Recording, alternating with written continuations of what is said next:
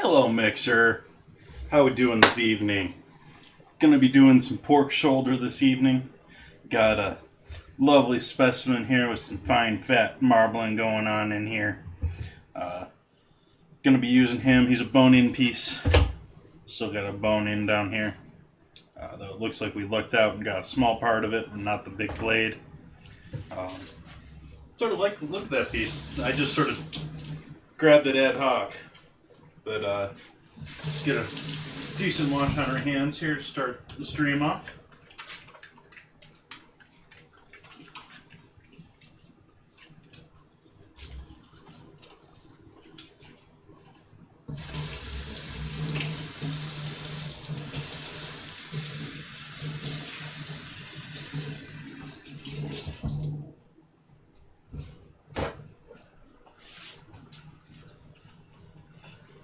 We got some bread here for our pork after we're done.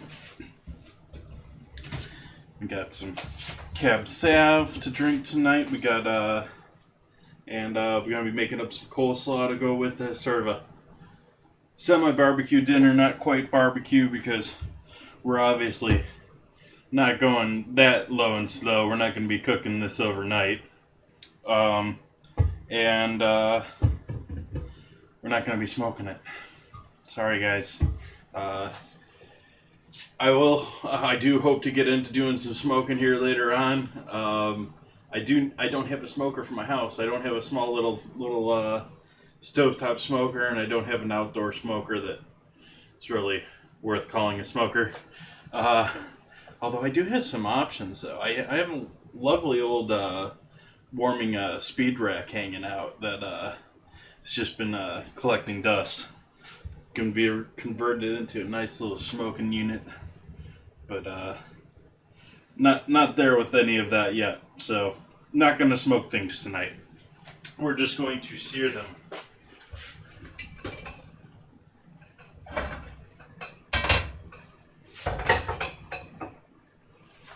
After we coat them in lots of salt, and I need to buy more salt.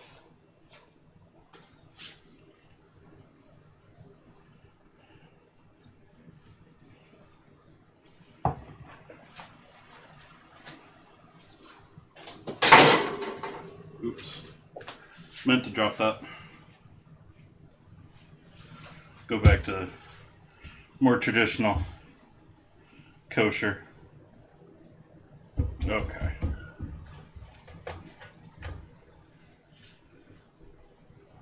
Gonna heavily salt this bad boy.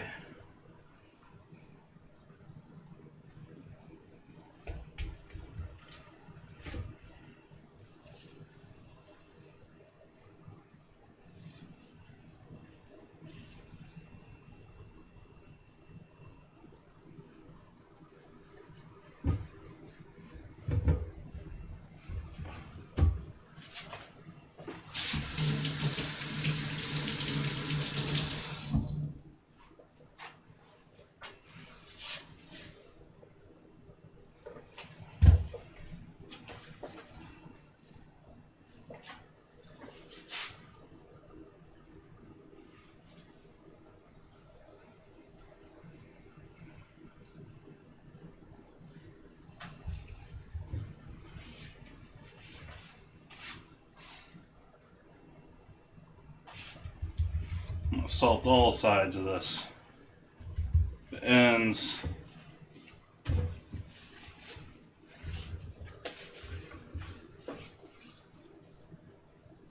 Top.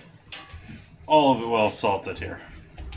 And then like last time we did with the pork, I liked how that turned out last time. I'm going to repeat that process again.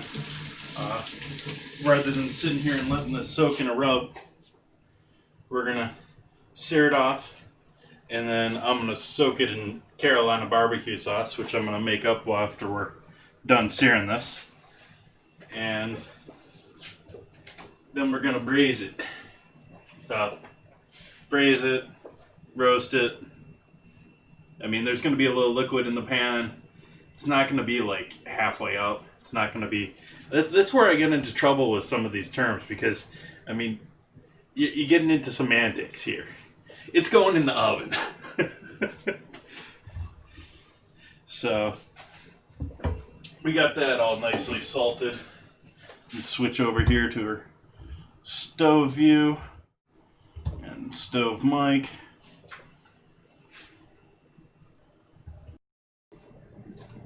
There we go. Turn our heat on over here.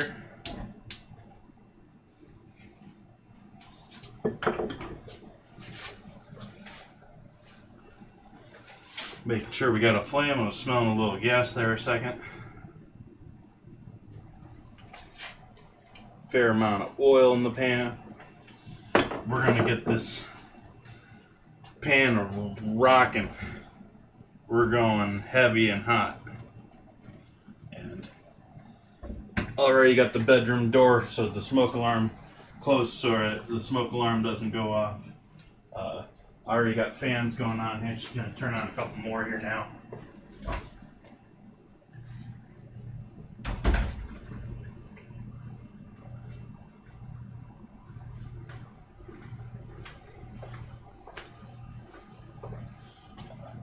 If there's anyone in chat, let me know if you can hear the fans going.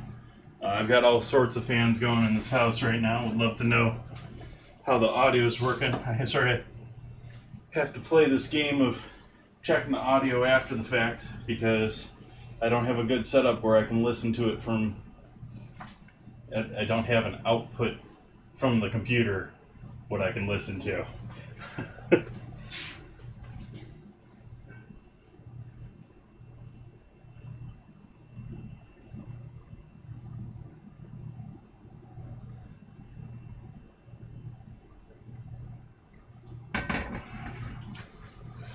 I mean, I guess I could tie into the mics, but the mics, I'd have to tie into both mics.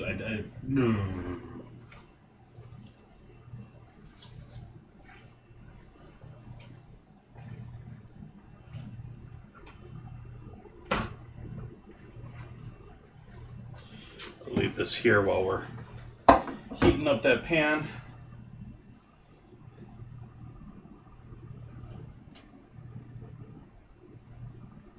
Might as well turn on the oven too while we're at it here. Get this house really hot.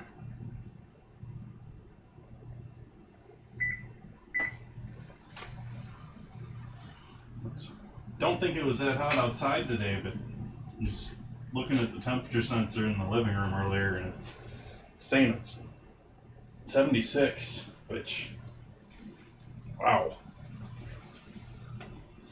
I mean, I was a little warm, but I wasn't, not 76 degrees warm.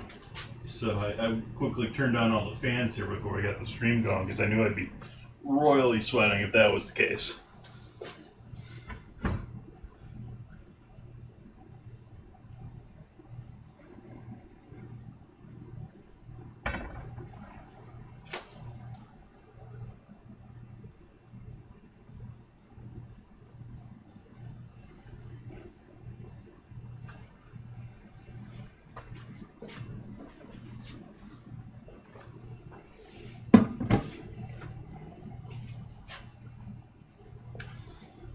Turn that fan on high now. Now we got some smoke coming off that pan.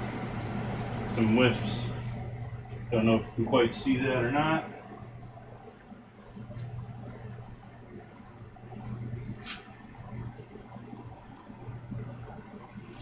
And into the pan we go.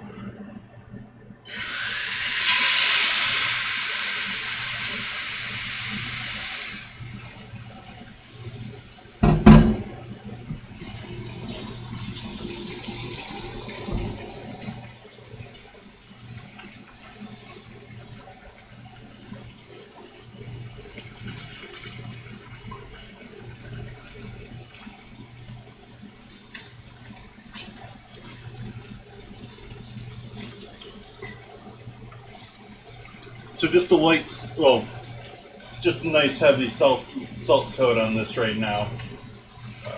Gonna get this seared off, then add the barbecue, then go back into the oven.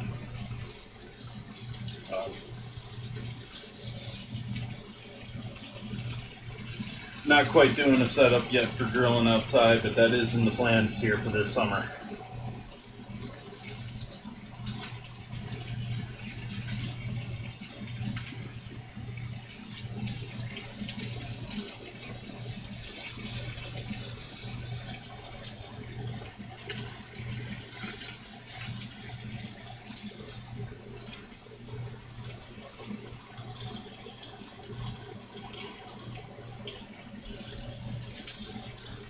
get a pot going here with our start in on our Carolina barbecue sauce.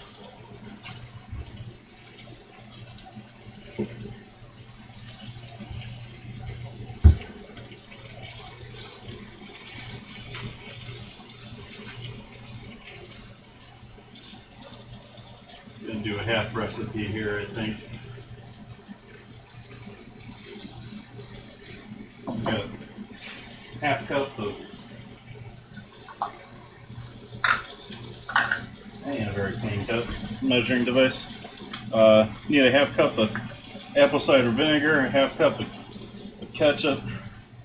I forget what else other than mustard and other great flavors. It's an actually pretty simple sauce. I sort of like it because it's acidic. I'm not nearly as big of a fan of all the heavy tomato barbecue sauces. Even though, this is like 1/3 ketchup.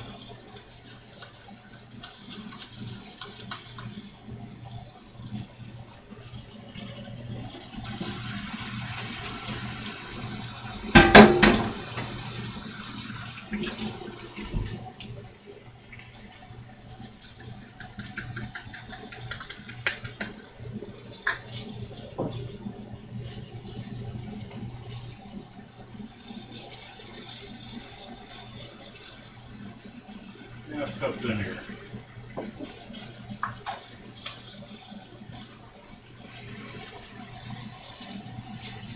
I think we're getting to the point where we can turn that.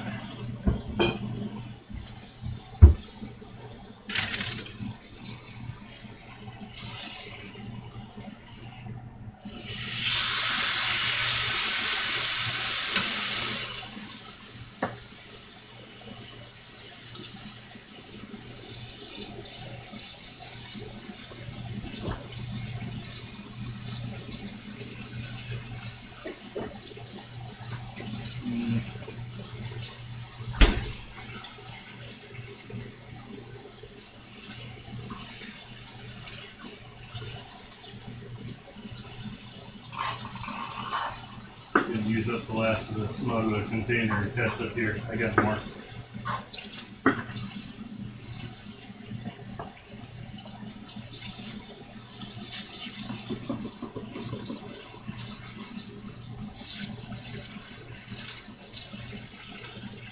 Okay, you don't want to cooperate.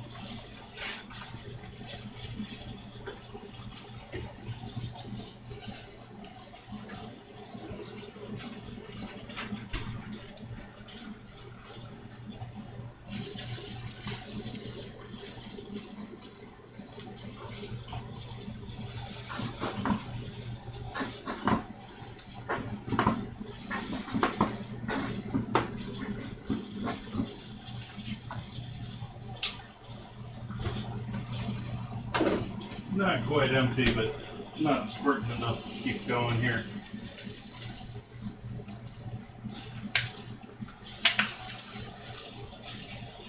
We'll let that go a little bit longer on that side because that's the fat cap.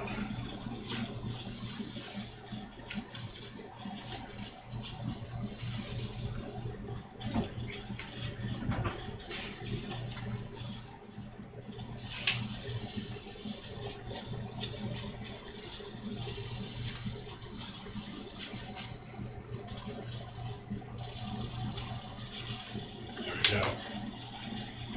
Got mustard in there.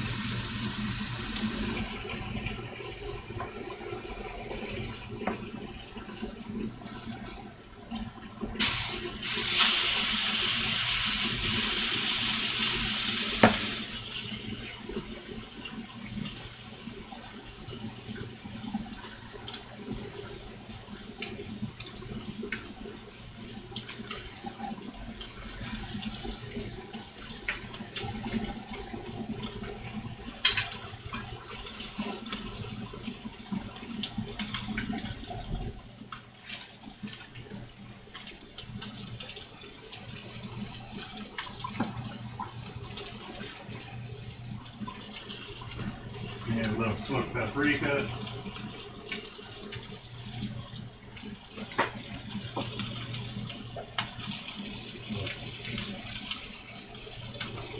New Mexico chili powder.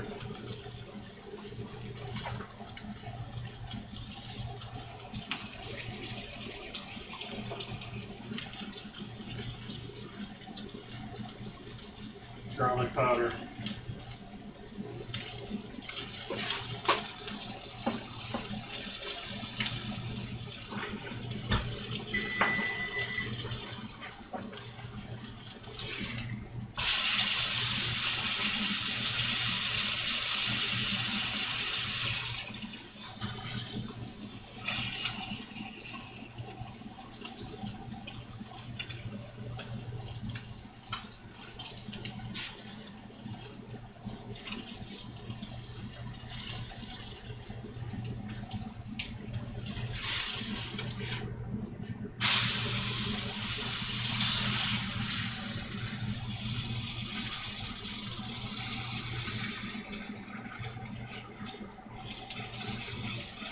Nice gold color all around on this guy now. Lots of smoke going on.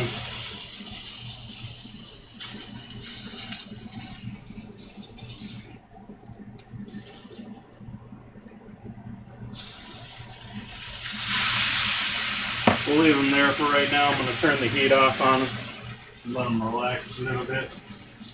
Finish making our sauce.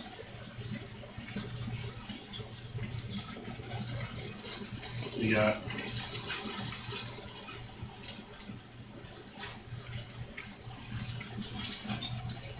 salt, black pepper,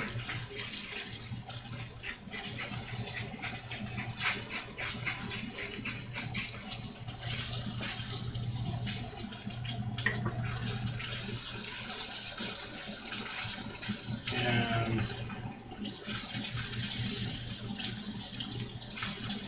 MSG.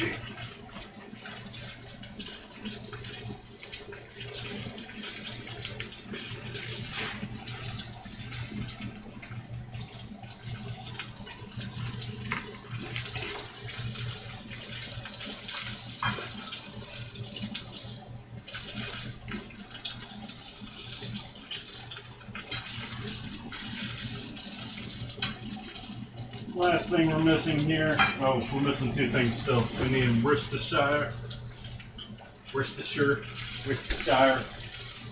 however the hell you say it. Ooh, that was a lot of it.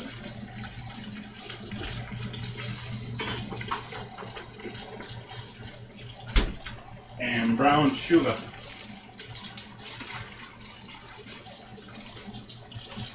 You can see all the sun rays coming through my place here right now because of all the smoke in the room.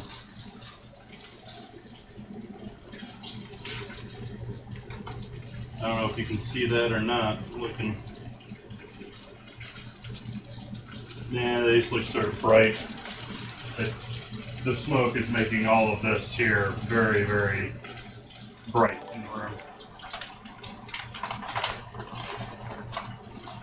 Hey BU, thank you for the host.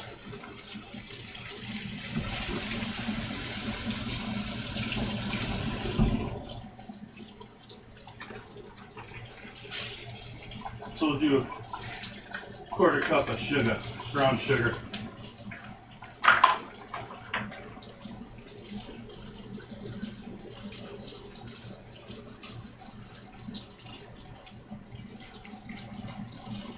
It's not bacon, so you don't have to worry about it being some perfectly packed amount. Just one approximate.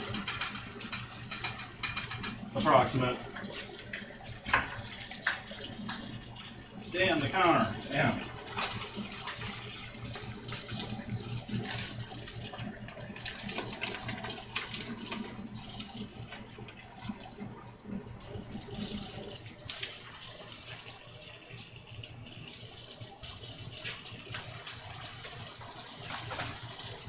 So now that I'm back to the front mic here, you can probably hear me while I'm talking a little bit better.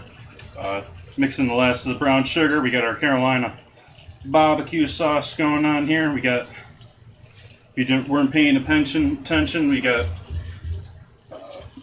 equal parts of vinegar and ketchup with about half amount of mustard on top of that, brown sugar, and a bunch of spices.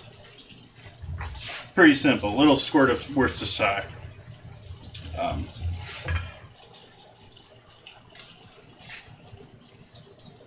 One of those sauces comes out great just from ingredients you got sitting around all day anyways. So, we got our pork shoulder, which we'll pull off here, and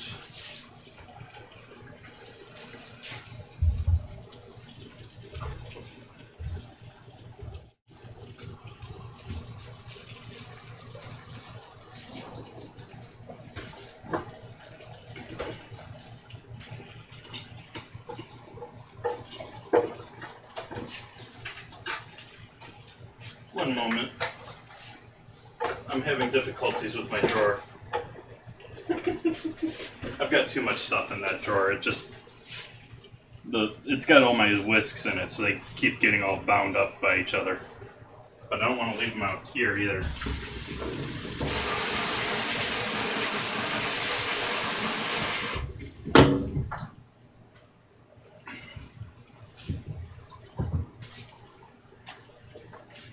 Turn this over for the other beauty shot. Yeah. There we go. That's looking sexy.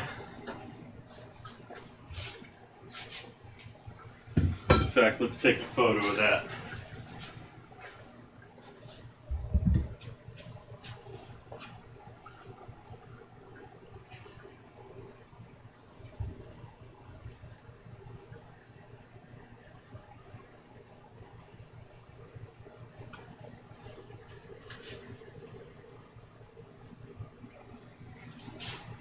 Well, do that as my going live thing that I never do for Twitter.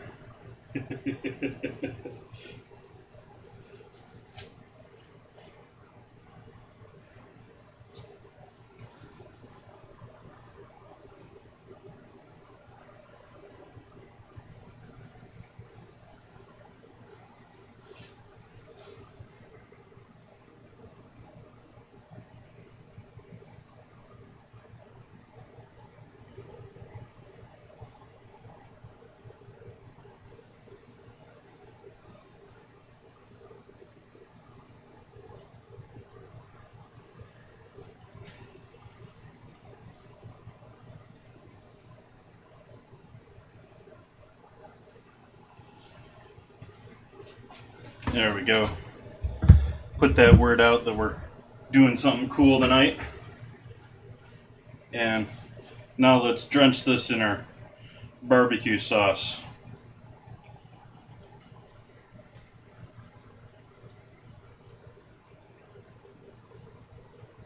We're going to obviously want to save some of this for later on, but do want to use a vast majority of it here right now.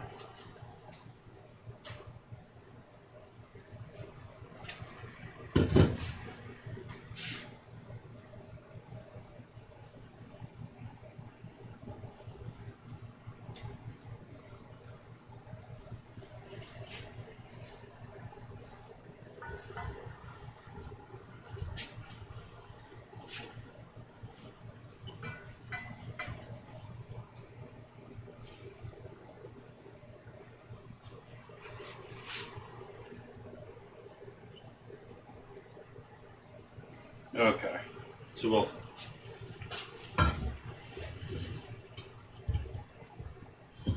give this a quick wrap in foil, and this will go in the oven.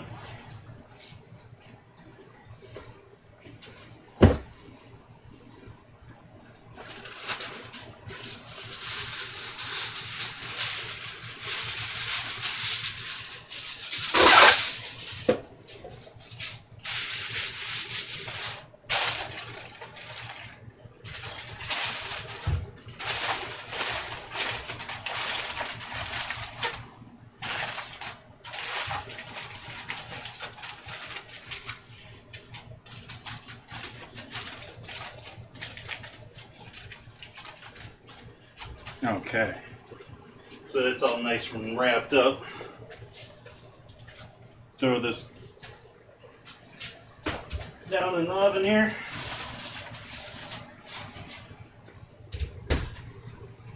And we're going to forget about that for hour and a half. And in the meantime, we're going to start by, we're going to make a little mayo and some coleslaw.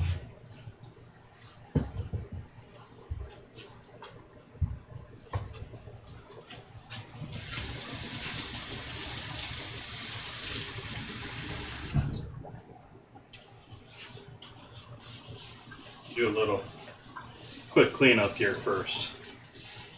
Need to get rid of all of our raw meat stuff here so we don't have any worries of cross-contamination.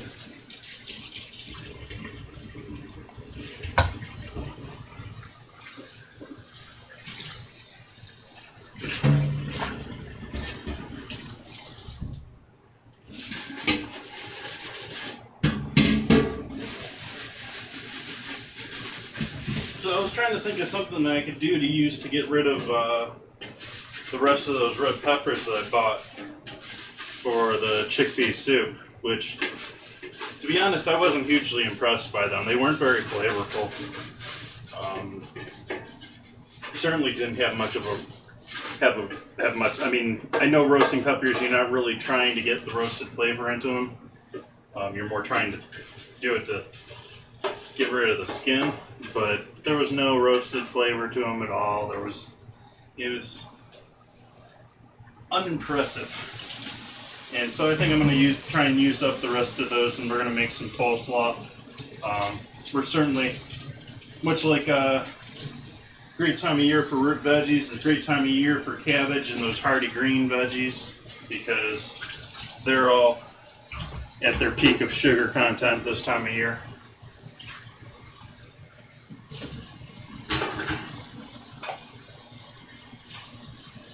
As with the root veggies, they're working on getting ready for next year. So they're conserving. They've got the most sugar for future projects in their minds.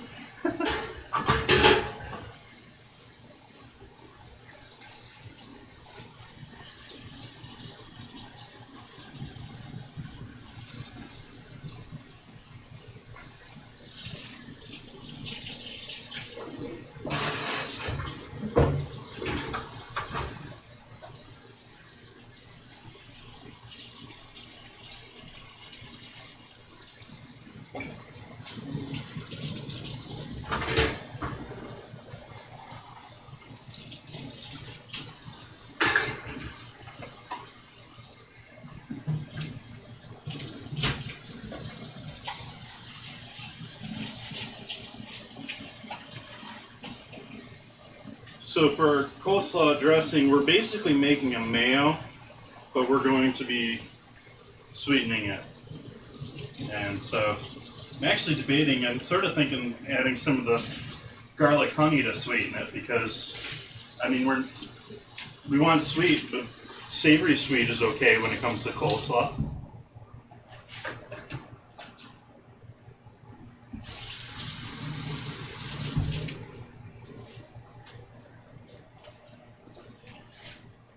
Okay, pork is in the oven 300 degrees. We got our Carolina BBQ sauce done. Let's pull out our cabbage. I'm not going to use all of this. I'm not going to go through all of this. I'm going to save some of the green cabbage here for maybe a later project. But I figure we'll use all of this guy, minus what. And we'll use maybe about half of that guy. That'll still give me too much coleslaw.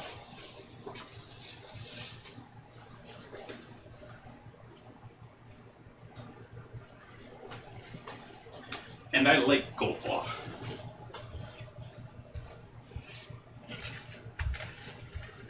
Let's get a bowl out. And let's use this guy. Why not? He's already handy. I have to worry about unnesting bowls. It's a big project.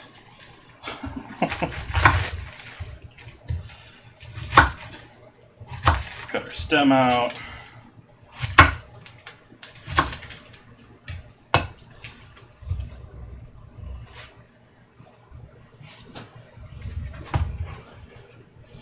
And I think that's a bit large for one, so we'll do thin slices on half at a time.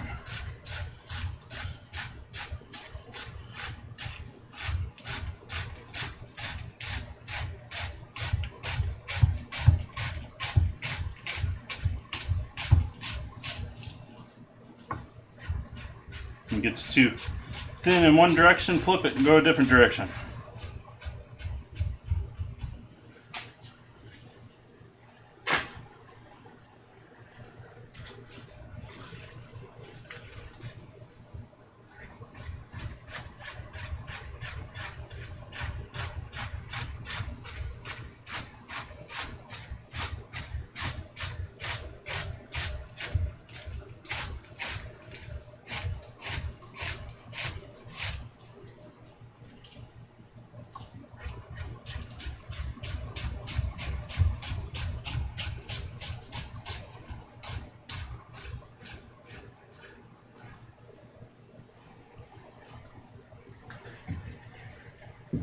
Yeah, we're going to have lots of coleslaw.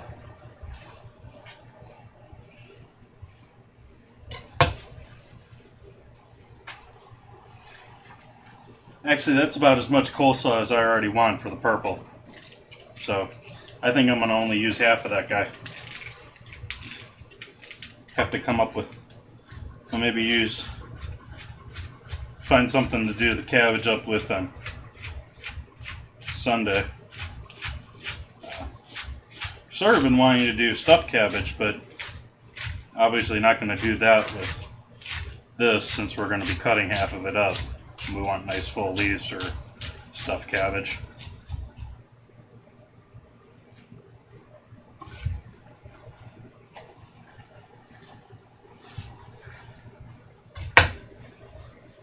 I mean, just for me, that's more than enough purple cabbage. We haven't gotten to the green cabbage, the onion, the carrot. So, in fact, I think I'm only going to hunk off about a third of this guy.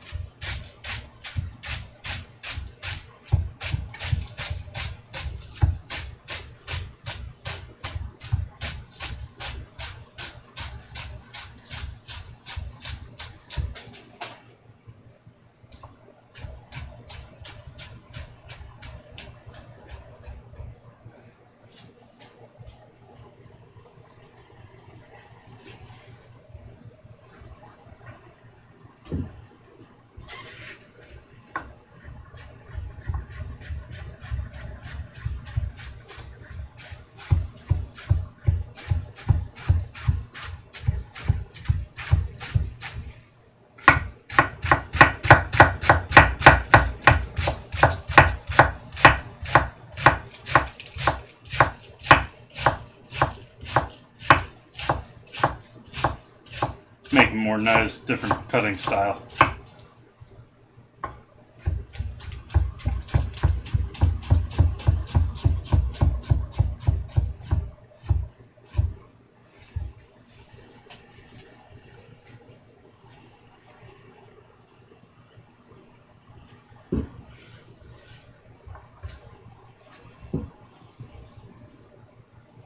Oh yeah.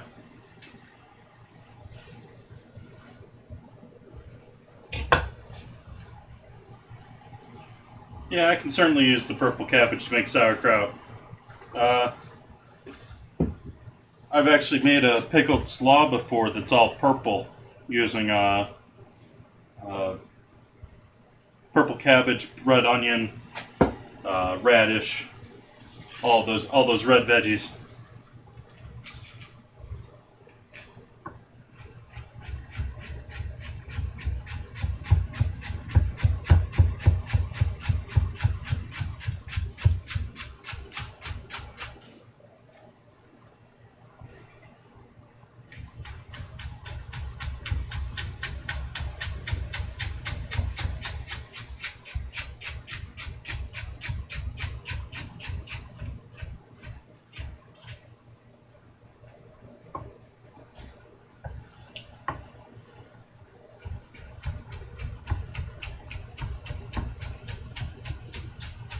I actually made a pretty large batch of sauerkraut once in that large jar here in the corner.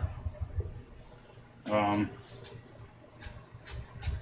didn't make it through it, so I haven't done it again. I like sauerkraut. Don't love sauerkraut. It's not something that, I'm probably going to eat enough of to make myself, which sort of life. Give that a quick toss. That looks like a decent amount of cabbage here for our coleslaw, so I'll leave us with that, and we'll throw these lovely ladies back into the refrigerator.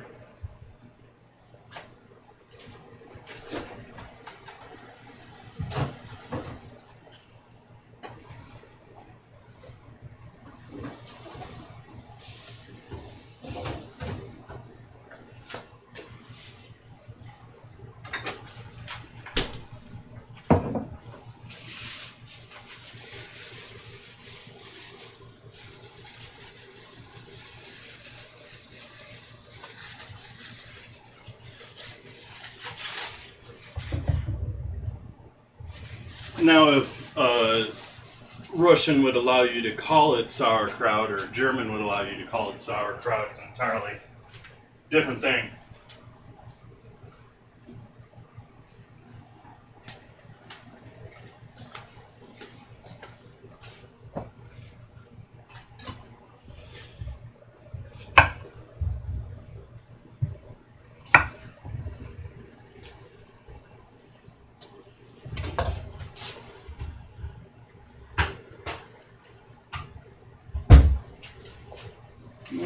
Do I want to use this guy? I don't think so.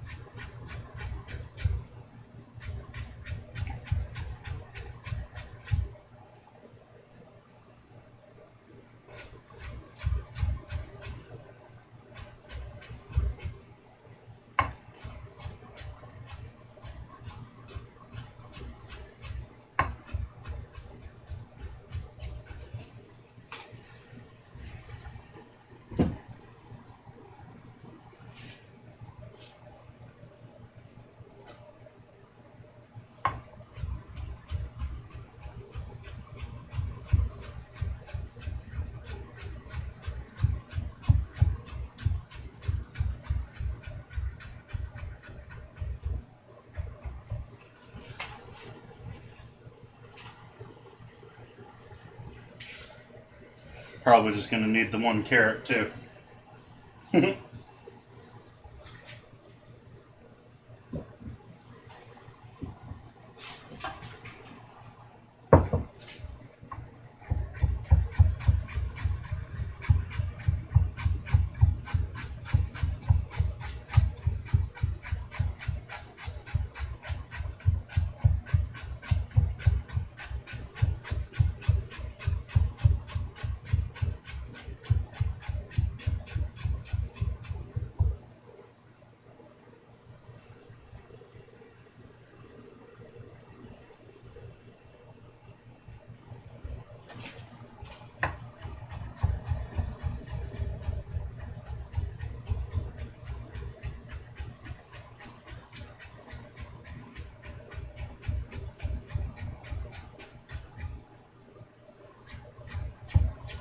Doing sort of an Asian style julienne here on the carrots rather than running them through box grater or something like that.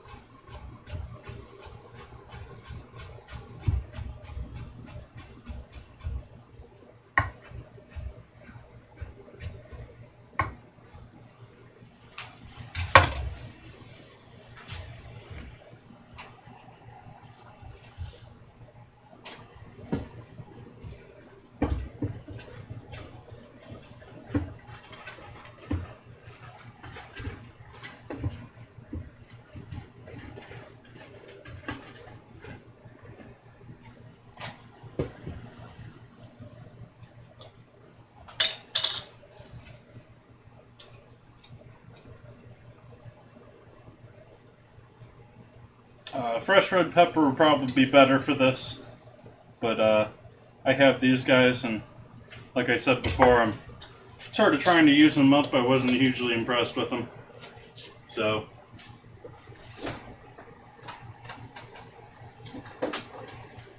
on to the next brand as far as it goes with roasted peppers. They did do a pretty good job of cleaning them. I have seen roasted red bell peppers that were horribly cleaned. Or not cleaned at all, really. But these were pretty well cleaned, but still not a job I want to do. I really don't like cleaning roasted peppers.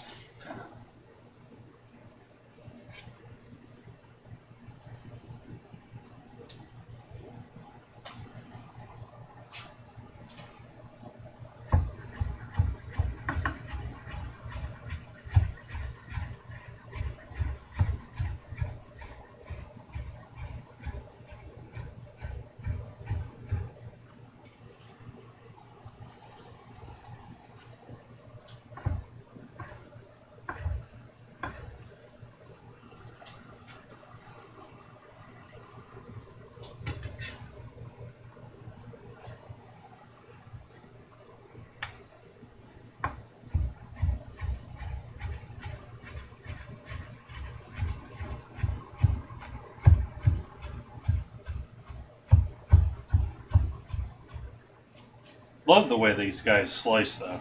They do a great job with that.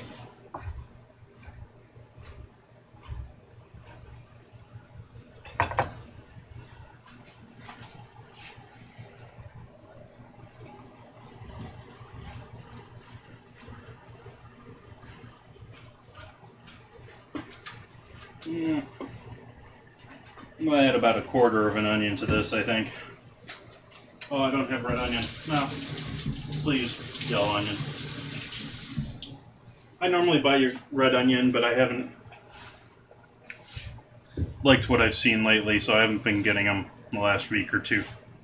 I mean, I've said many times before, this is a rough time of year for farmers, because even if the things are growing well this time of year, it's the time of year they take vacation.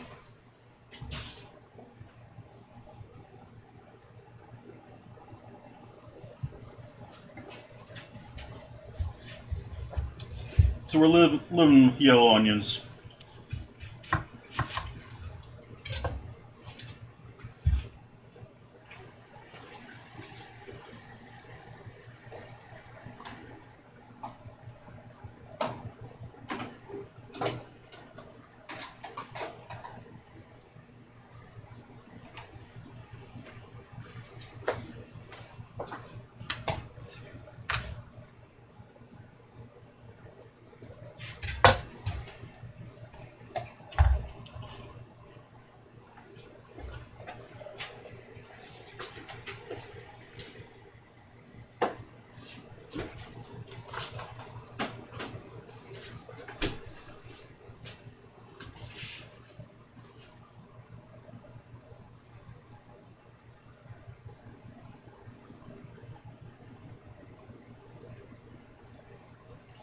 Sauerkraut is actually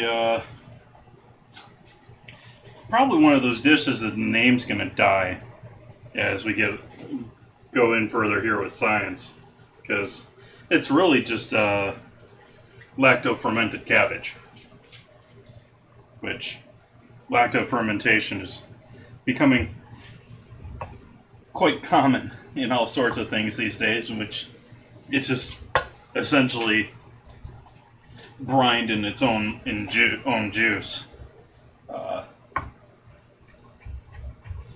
You're adding enough salt that nothing else can grow on it. It releases its juices, and there you go.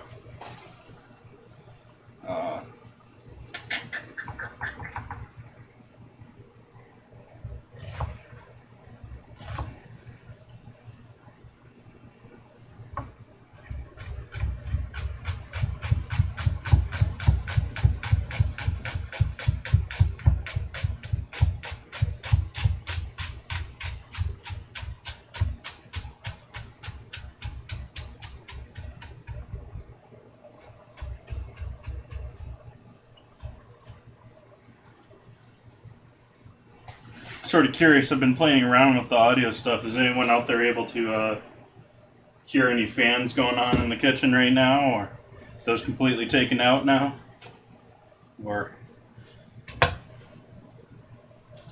the one over the stove is pretty loud.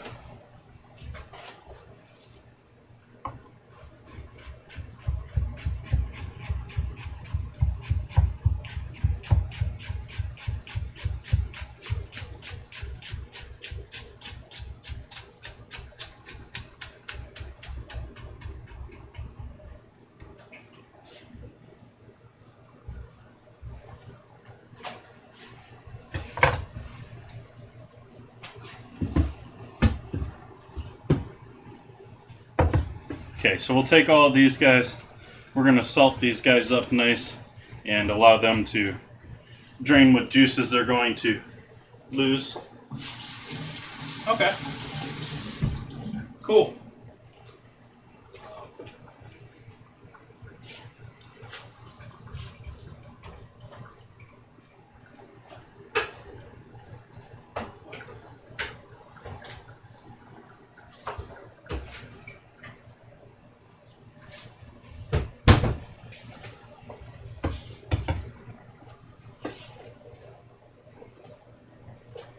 Let's mix this with salt first.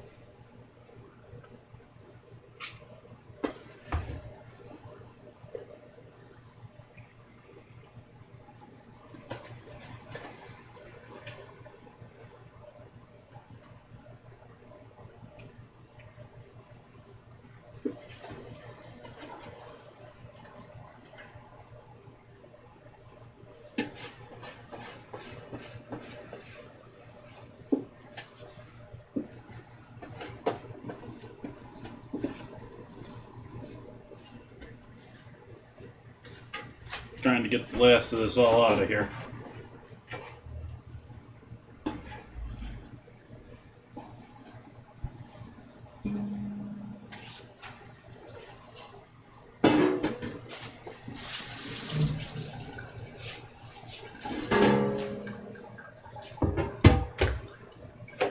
Set that off to the side here.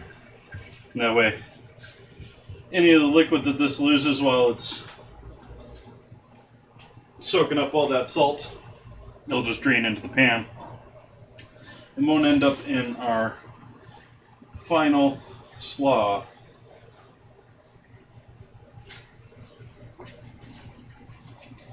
Now for the fun project, mayo.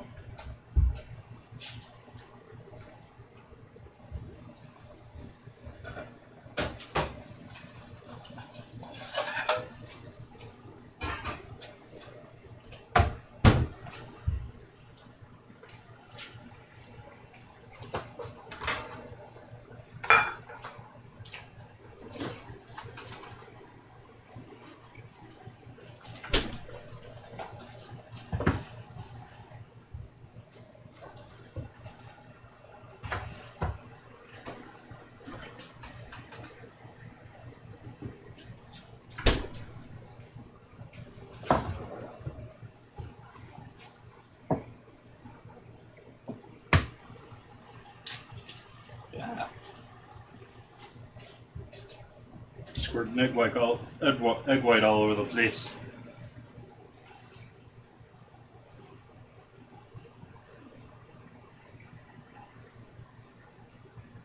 I'm gonna have to start making angel food cake more often. I just keep going through yolks.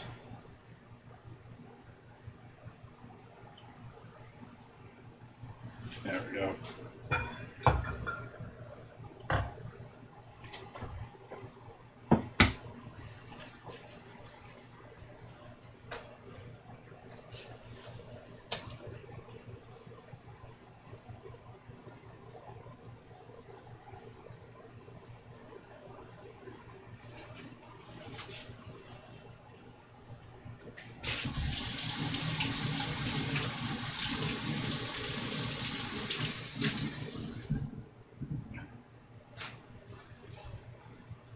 And put this on the towel so it doesn't move around as we're whisking it as much, because we're going to have to.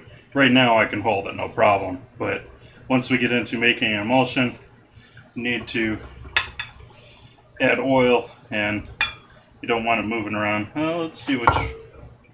It may move around less that way.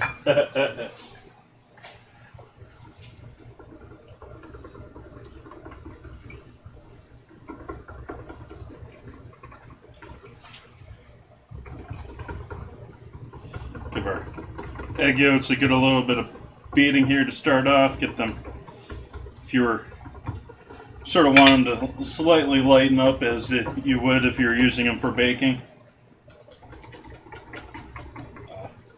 Definitely want to break them down from their original structure. Cool.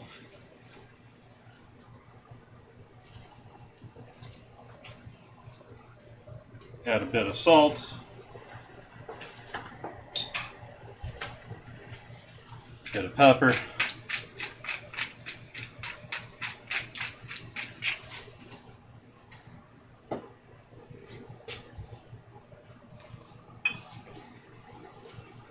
Little Frank's, most people would use Tabasco.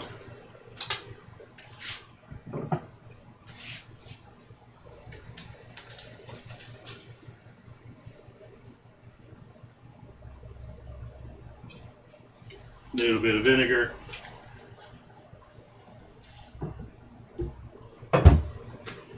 Let's get that mixing before we completely curdle our yolks with all that acid. Which I'm only half joking there. That much acid can curdle the egg.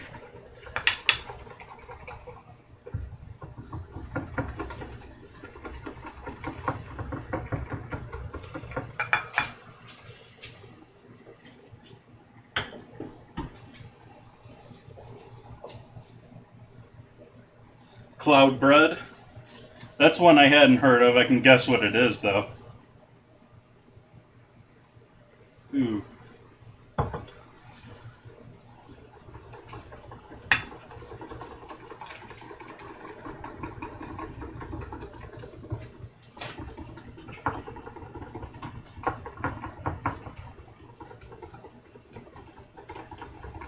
Is it essentially just a savory angel food cake?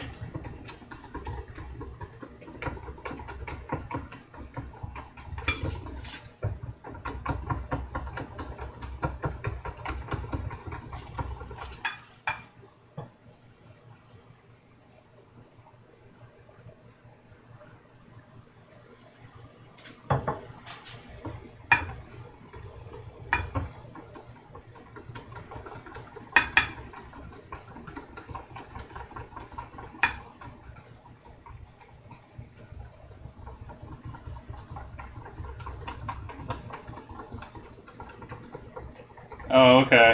Yeah, I can see it being keto.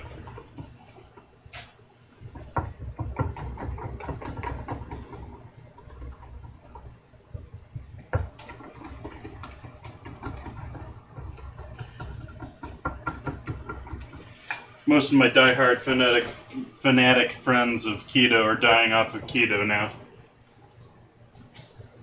Not actually dying, but no longer following. So we're switching Started off with a little bit of really good olive oil. We switch over to cheaper sunflower oil.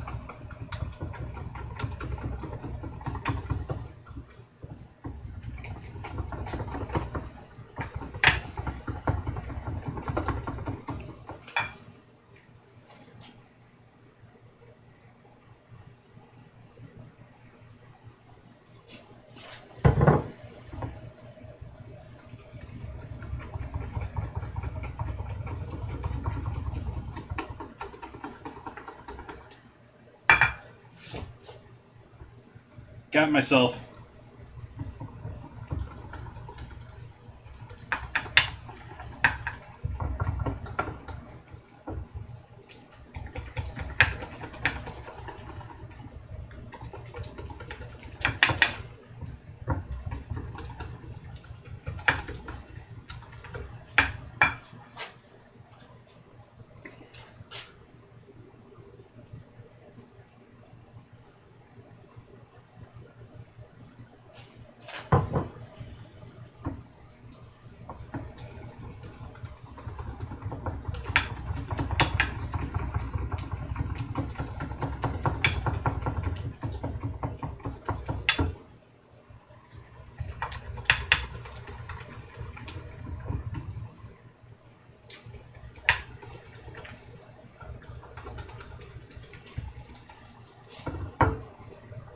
trying to think of what other things I might want to add into this for the coleslaw, but I think we're just going to leave it somewhat plain. We're going to add a little bit of sweetness to it since it's a coleslaw dressing, but I think I'm going to add some of the fermented garlic honey, which will be sweet but savory.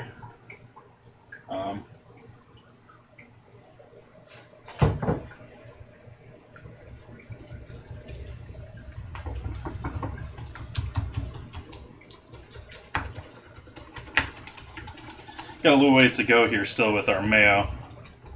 It's already starting to get a little thick though, so I may have to start adding a little bit of water to thin it out. And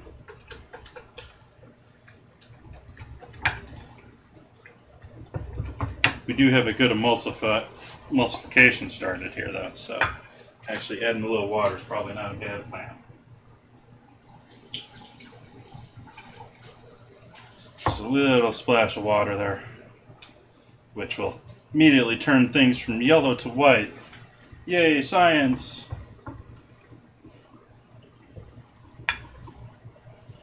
Well, not quite white, but considerably whiter than it was before. And considerably looser and easier to whisk.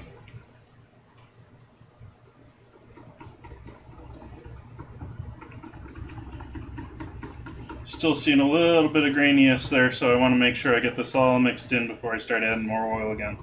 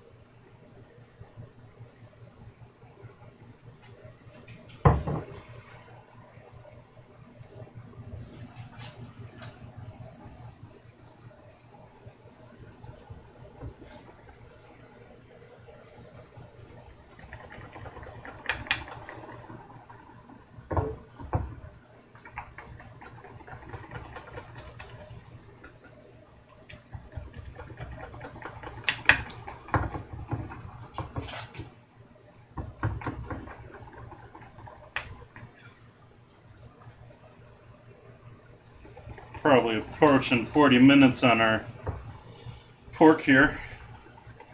So once I finish the mayo here, I think I'm going to pull that out and take a look at it, maybe add a little bit more barbecue sauce to it.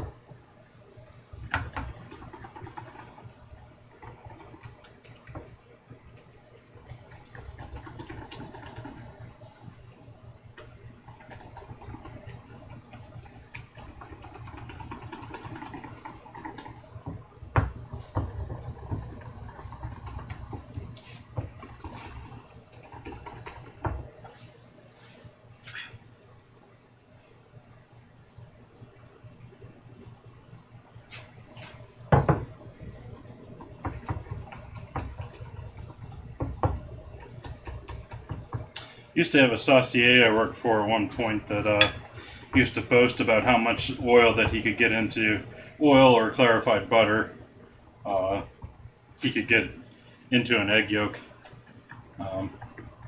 And he, of course, had the advantage of having a counter real steam table, not what most people think of as a steam table, as in generates steam and holds a bunch of hotel pans hot. It was a steam table in that it had a well in the center of it with water that could be kept at a perfect simmer temp. And so he could put his eggs down into that water and use it as a perfect temperature water bath, and could do upwards of, I think he used to say he could do 22 ounces in a single egg yolk, which is a really ridiculous amount of oil. I mean, this container's 32 ounces. So, you know, this is like 2/3 of this container for one yolk. But I'm just doing it until I get it nice. I didn't have enough before when it was nice and thick, and now I'm just sort of keep going at it until I get it a nice thickness, but also enough that I can use for our salad. We've got enough now that I can use for the salad. Now I'm just building it up to the thickness that I want, because I'm going to thin this back out a bit more with honey and add a bit of sugar to it. So it's going to be thinned out a little bit from here. So I think I'm going to add one more batch of oil into this.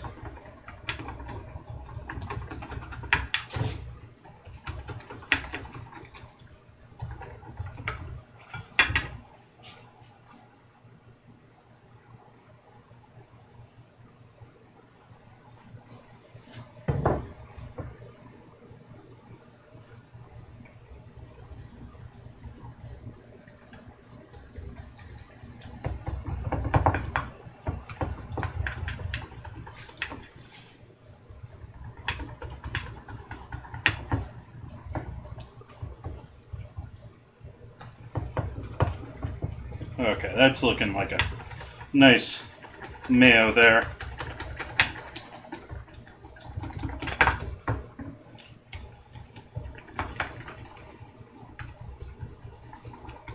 Still slightly golden from our eggs, and be even more golden if I was using all expensive olive oil. You can make it.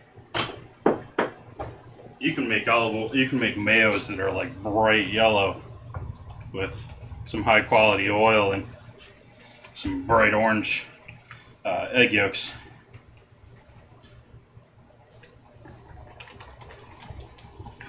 Okay, honey. Let's get rid of these egg whites.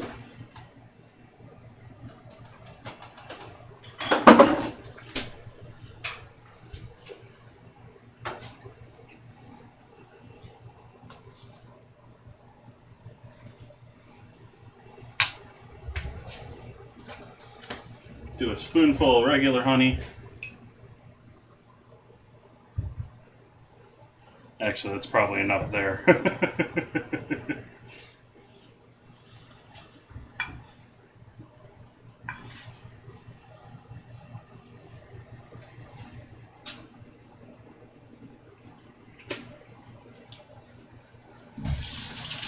It's just a little raw egg yolk. I ain't scared.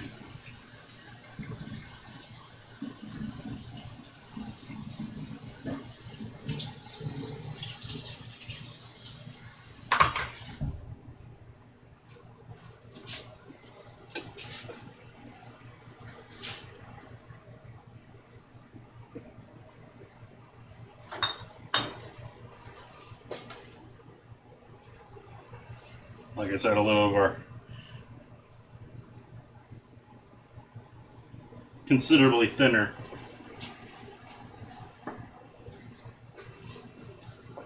I mean, it's even. I mean, that's literally the same honey. That I use the same type of honey for both of those, and so that light color there is the difference between the fermenting. It didn't get darker; it got lighter.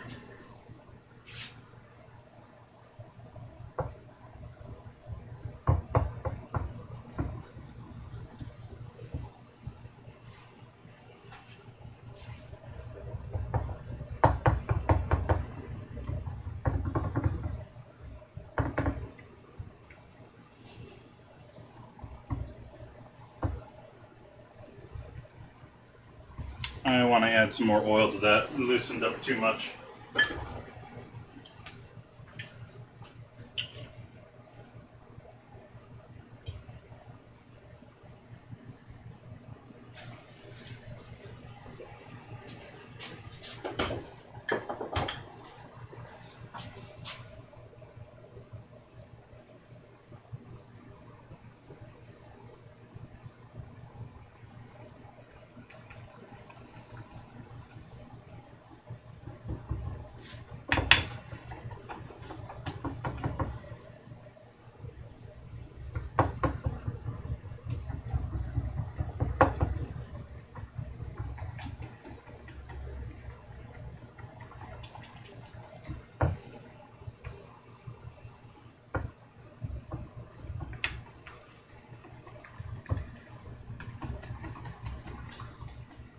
Okay, so we got that done.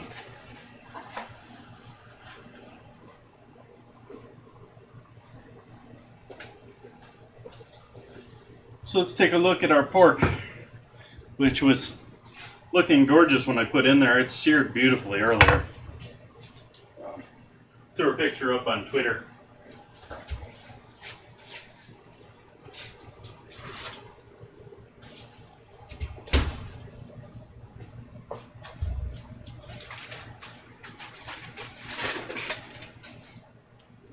Still looking lovely. I think I may ditch the cover here. Allow that to dry out on top a bit. But I think we're doing okay still here as far as how much sauce we got. As he adds more.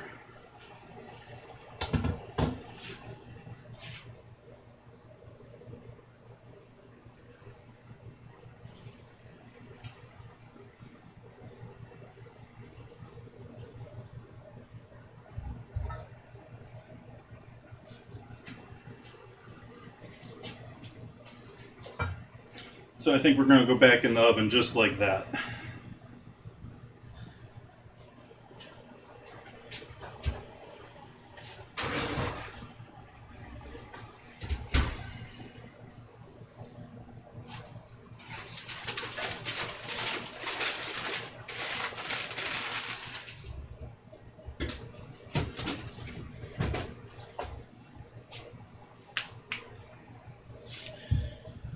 So I saw this in the store today.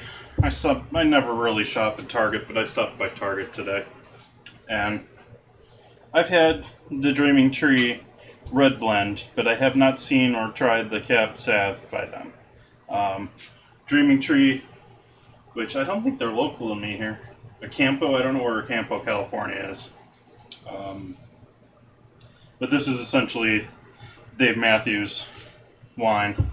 So whether he's partner or just marketing it or putting his name on it, that's what this is. And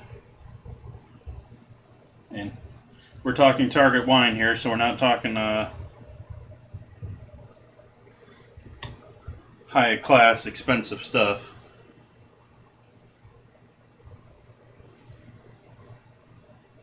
I sort of like the red blend that they had. It's for a cheap wine. It's nice. It's mellow. It's got a lot of oak to it. Not a lot of berry to it. It's good heavy wood wine without being like choking, full of tannins, nastiness wood. It's got some nice spice and nice. It's nice for the price. So we'll see what we got here. I don't have huge high hopes. I mean, most of these wines that are using special branding or marketing or, related to a celebrity or something like that aren't all that hot. I mean, maybe make a exception for Mondavi.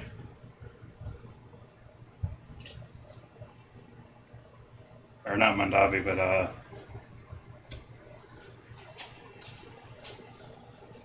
Coppola, because he actually, is all about wine, but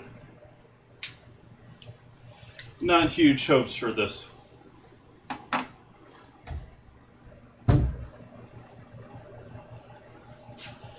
I also noticed that Target seemed to carry nothing but the Diamond series from Francis Ford Coppola, which, if you caught my last stream, I have not had one of that I've really liked. I haven't really disliked any of them, but I haven't found any of them really worth the time.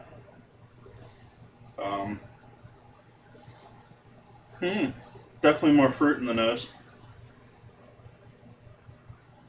The red blend is all leather and smoke and oak. This has got some berry to it.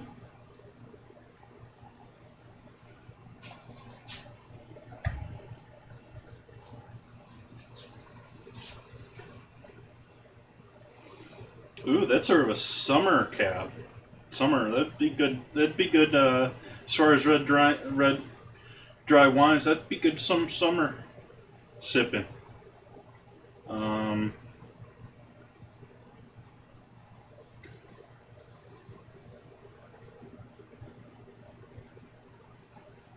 Highlights classic aromas of blackberry, cherry, and bittersweet chocolate with hints of toasty oak.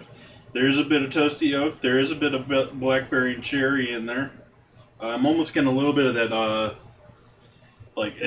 the cherry is almost that. Yeah, it doesn't surprise me. It's down by San Diego. But not Campo, Campo. There's an A before that, but yeah.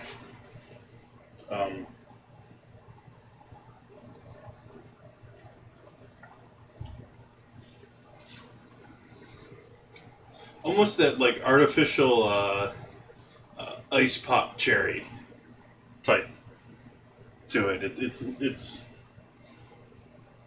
not ripe real cherry. It's bright acidic fake cherry.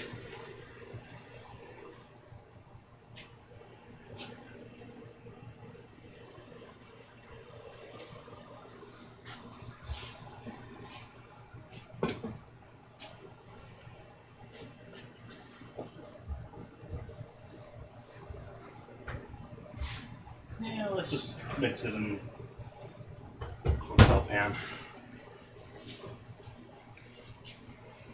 Let's see, we lost much liquid there, not much.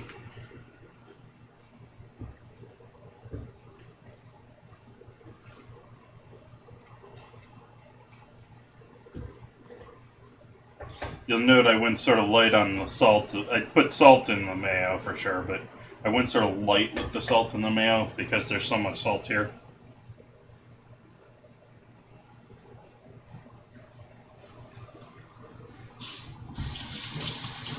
Also doesn't surprise me. Sort of like the southern wine area.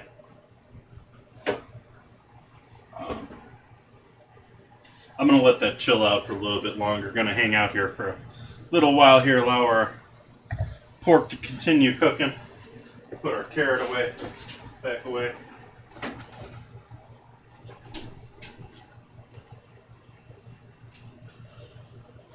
Maybe check out what's going on in the world while we're relaxing here.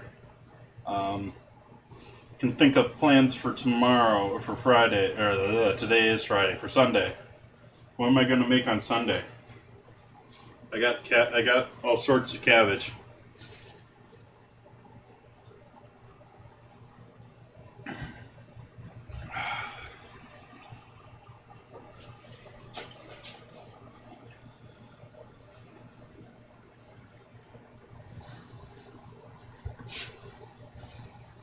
It's about time I do tacos again, too. It's been a while since I did some. Well, it seems like I've streamed tacos a lot, but I haven't done tacos a lot compared to usual for myself.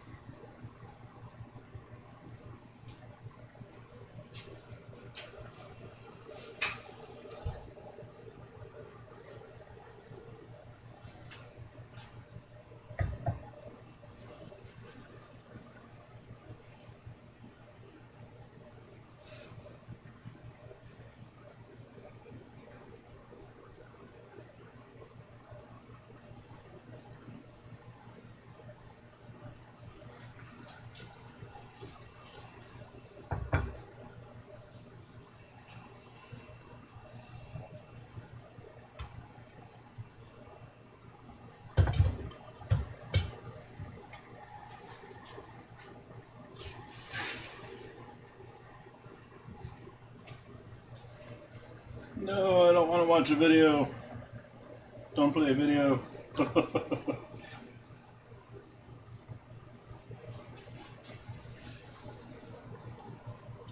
Wow, 76,000 cases of coronavirus now.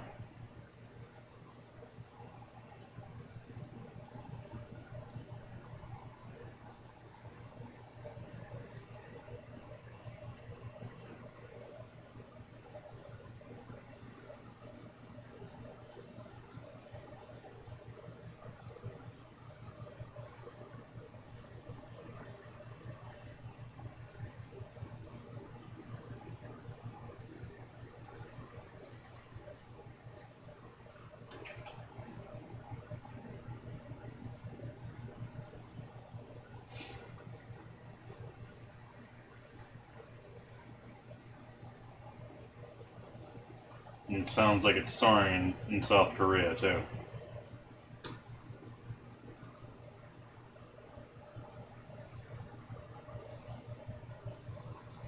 Yeah, I was sort of wondering what happened with Ferrari here. I was watching the third day of preseason testing here, and Ferrari hit a snag just as I was getting up to get ready to start the stream. I mean, the preseason coverage, I think they're like 4, 5, 6 hour days. So I've just sort of been leaving them running on in the background while I've been doing stuff at home this week, which has been great. Love having racing back.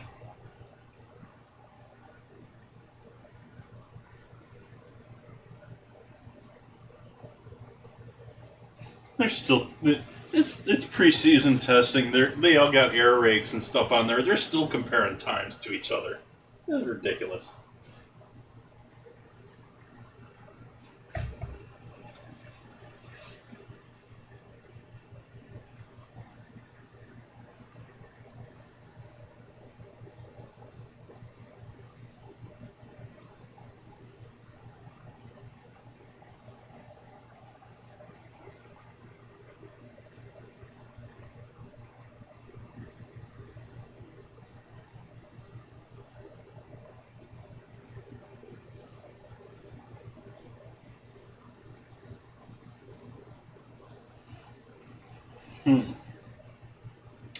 Power unit died on them, huh? A lot of interesting stuff happening here for being preseason. I mean, you got Mercedes with their new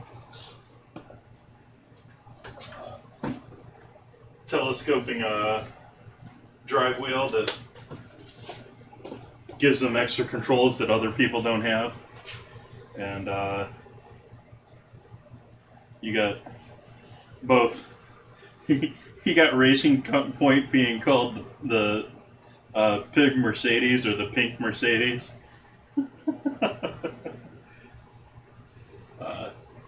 Because they basically copied Mercedes, except last year's design. And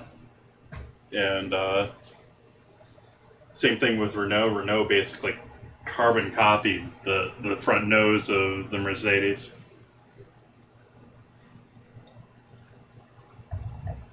Switching from their previous thick Ferrari nose to the new thinner Mercedes style. Sort of completely swapping their aerodynamic. There's sort of two positions when it comes to the aerodynamic design of these F1 cars. They sort of two classes rather. It's basically Mercedes or Ferrari.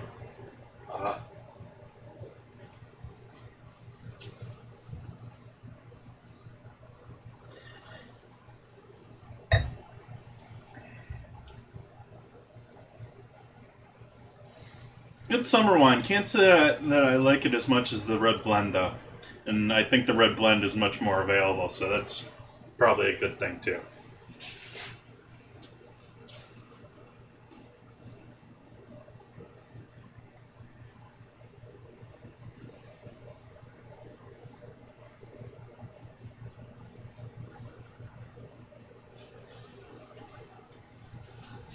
Got more for Indy 500 Fernando news. No, don't play a video. No, no videos.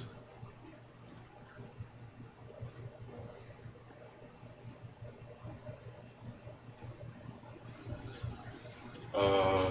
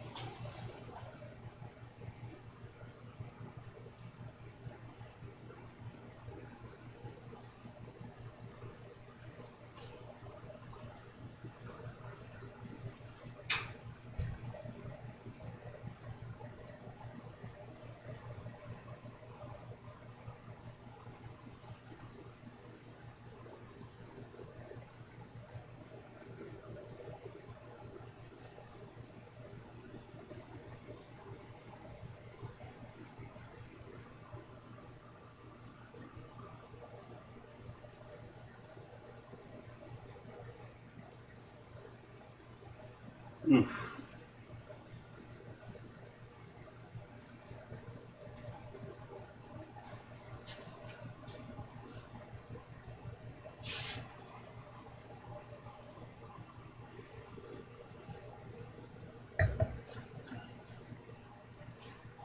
This is like the perfect wine to take to a Dave Matthews Band concert. I mean, it's summer. It's like fruity. It's not hugely fruity. It's not it's not like berry explosion or but there's definitely dark fruit there. There's definitely, like I said, that sort of cherry, almost artificial cherry flavor to it.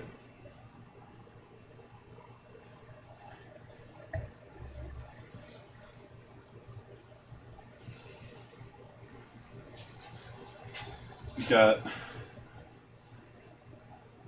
probably close to, well, I'm getting close to an hour on that. Approaching an hour on the pork. Probably more like 50 minutes at this point. I'm going to give that at least another 20 minutes here. That'll also allow our cabbage to keep draining here. So I'm just going to be hanging out here for a little bit, drinking and chatting. Probably chatting more the more I drink.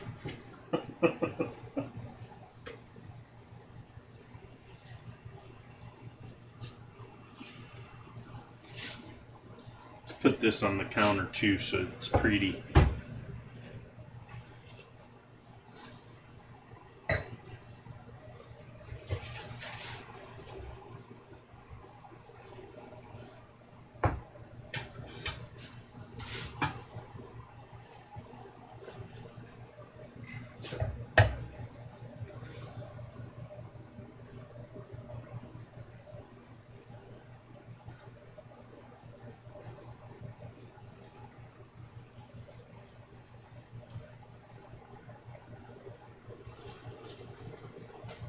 Why doesn't it...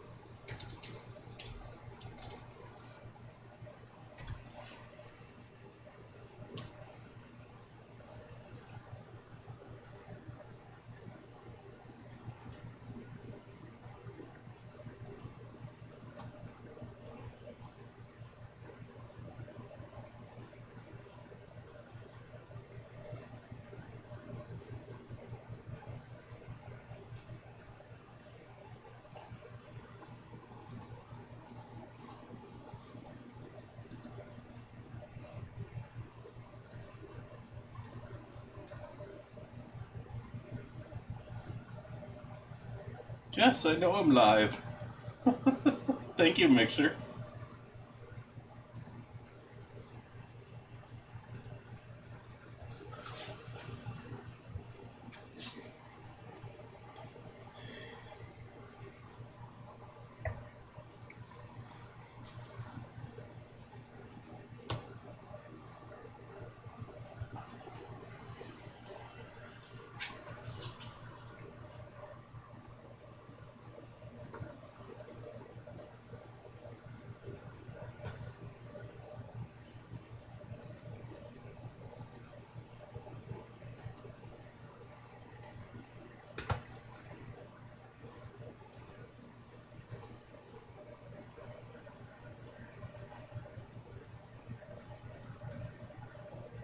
Hmm.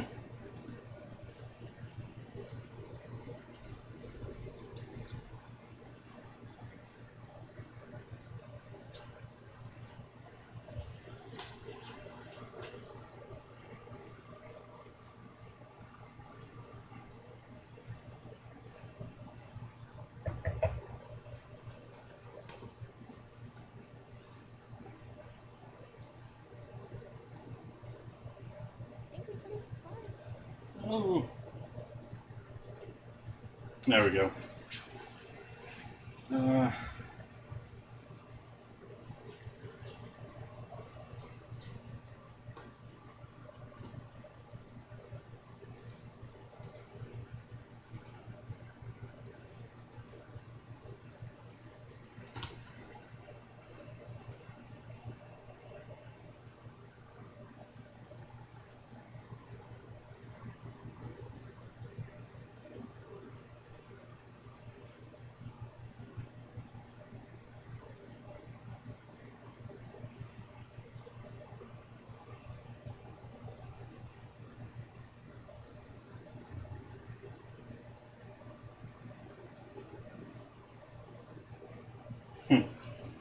Good on that new mother.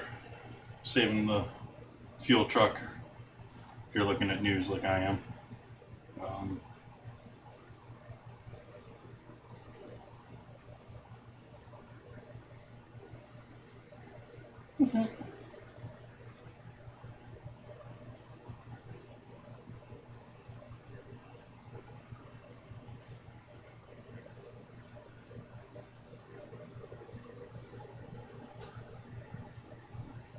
$3 billion? Ew. Way to go, Wells Fargo.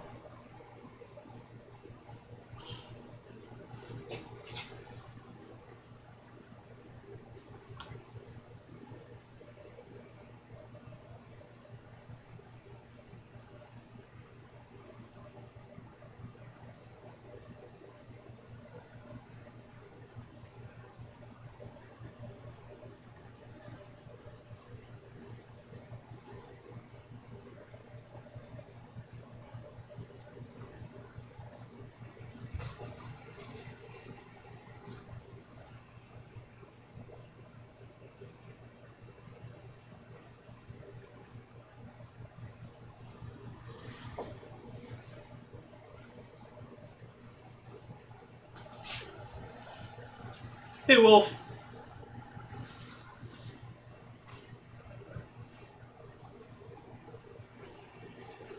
We got pork in the oven. We got some barbecue sauce I made up. We got some sweetened mayo. We got it's homemade mayo with a bunch of honey, some garlic honey in there. And we got some coleslaw that's sitting here. Salted and draining. Really just waiting on our pork to finish up in the oven. And once we take that out, we can shred that up, put it with some of the bread I got chilling up here.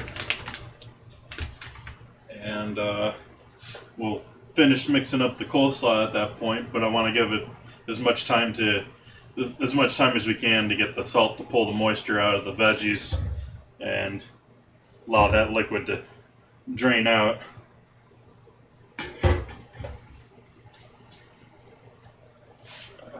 Drinking Dave Matthews Cabernet Cab Sav today.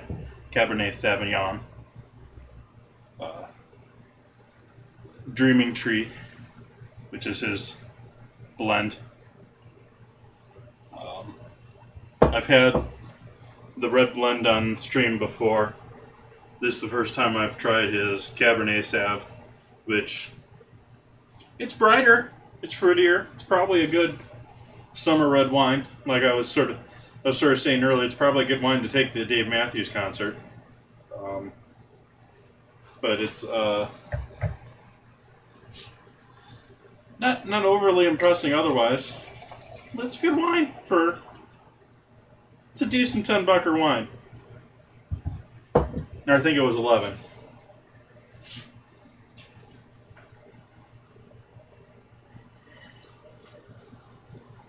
This is one you can definitely find around you, though.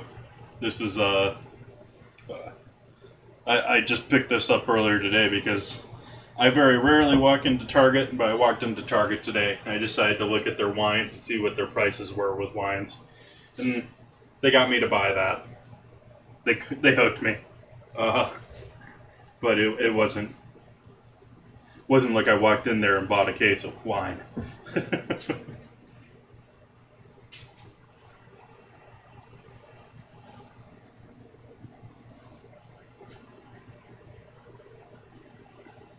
I like Iron Horse. I'm not drinking any right now. I have a bottle of it right here. This is something I'm sort of saving for a special event.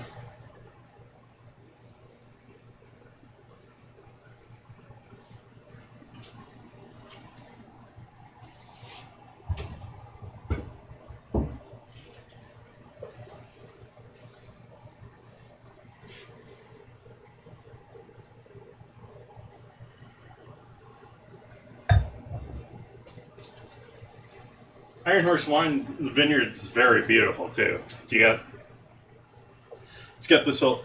There's a lot of vineyards you can go to that are beautiful, that have just thrown tons of money into their property and have, a legion of gardeners keeping everything perfect. Iron Horse Wine, while they certainly have quite a staff going on there, it's got this really great, like, beautiful rustic thing going on where, it's cruddy old road leading up to the vineyard, and they're basically serving their wine out of a shack, but you turn around and you've just got nothing but views and nothing but vineyard views.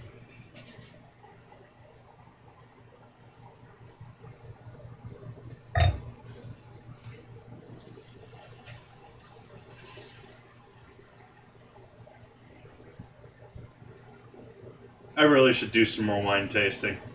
I don't do any proper, like, go to vineyards wine tasting anymore. It's been a while since I've done that. Because while joining the membership clubs, the subscription clubs at all the different vineyards, that if you find a favorite vineyard of yours, joining their subscription club is probably about it. It's most likely your cheapest bet for getting good quality price on their wine, above and beyond stores or anything else. The actual act of going and doing tastings is not very economical. You go there, you do a tasting. Most times you buy a bottle of wine because it negates the cost of doing the tasting.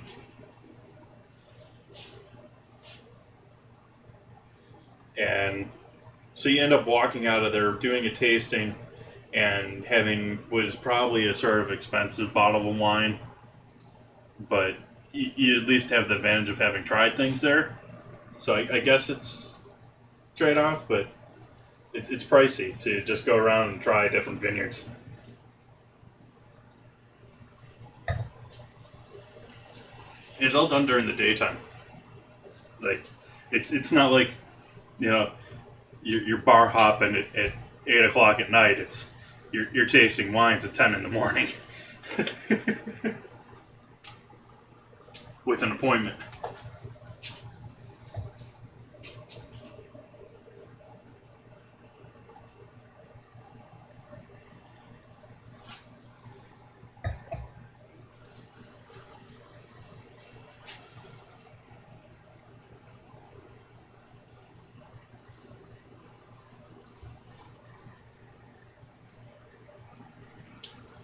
But otherwise, I'm just sort of chilling here and waiting for things to cook. Hope everything's going well in your world.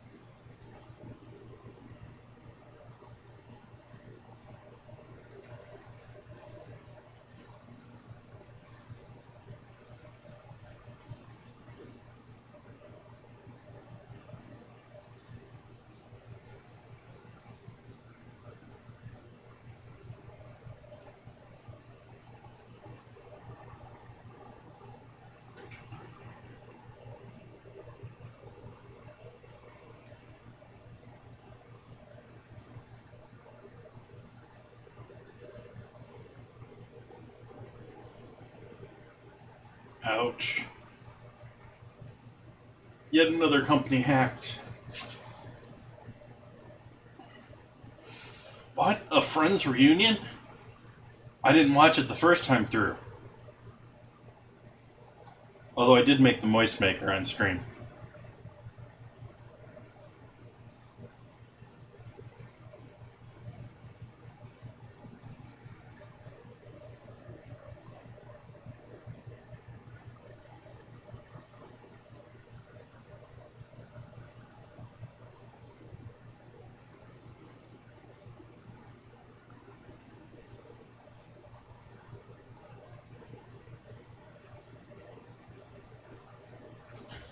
34 cases of coronavirus in the U.S.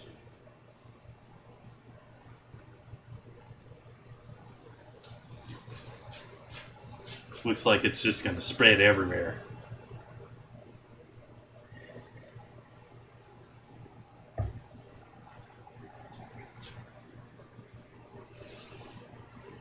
Though at the same time, the other day, this wasn't even today, this was like 3-4 days ago, I was in a supermarket and I coughed.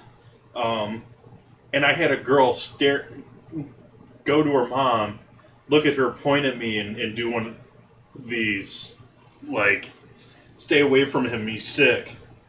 You know? Like, before we even had cases reported in the U.S., I had this girl acting like I was gonna make them sick in the middle of a supermarket for coughing.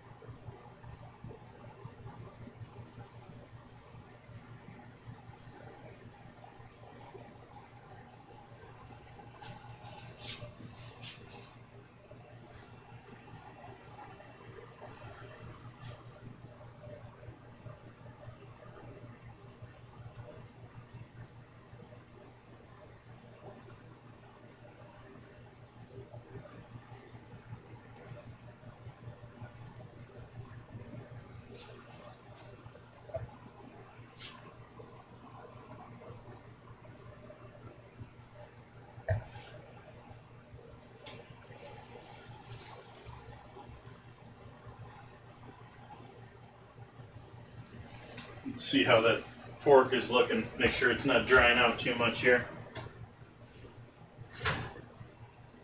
Oh no, that's looking lovely. Gonna leave that going.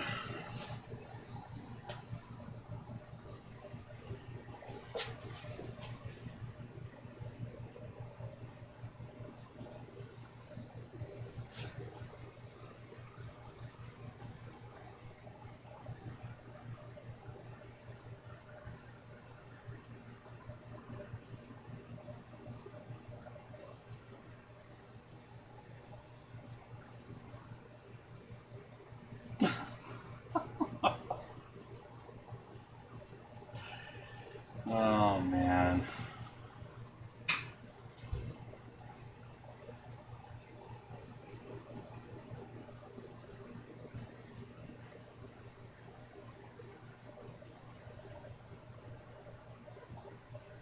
Nice.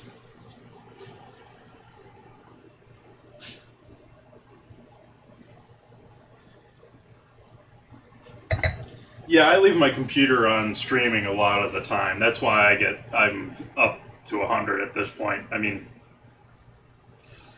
I've got my second monitor going a lot of the time with some sort of stream.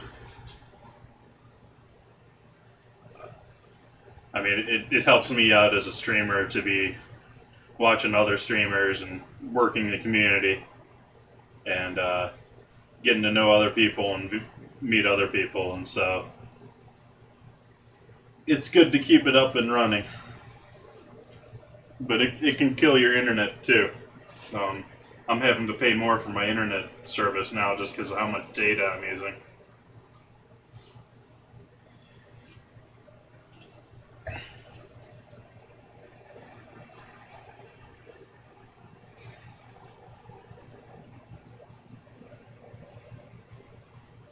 It also makes it a lot easier with the leveling up with your. I'm a Mixer Pro member, so Mixer Pro will increase the amount of sparks you're getting no matter where you are.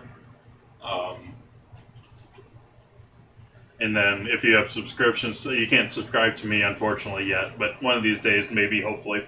But of the other viewers that you can, the other partners that you can subscribe to, watching them when you're subscribed to them doubles your amount of sparks and greatly increases your leveling.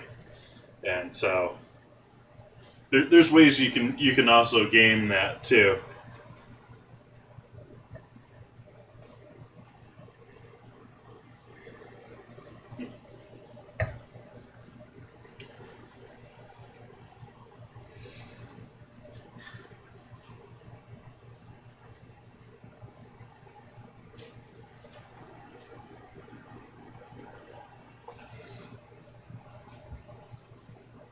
I wish I could get a decent number of people in here at once. I'd do a raffle every now and then for a Mixer Pro subscription if I could get, more than, say, 20 people in the room. But considering most nights I don't break more than 5 at a time, I don't know when that's going to happen.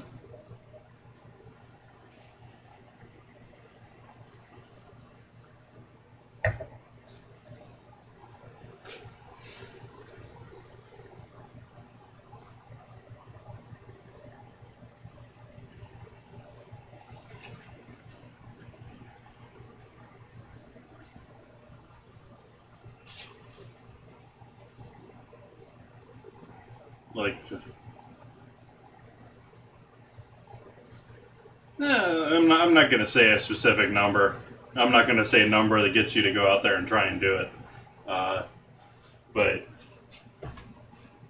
if I started having a decent number of people in here, it's not something I'd be afraid of doing. I mean, it just helps the community.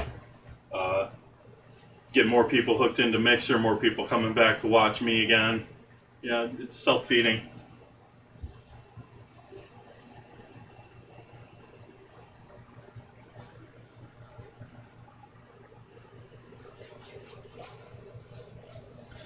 But something down the road, maybe.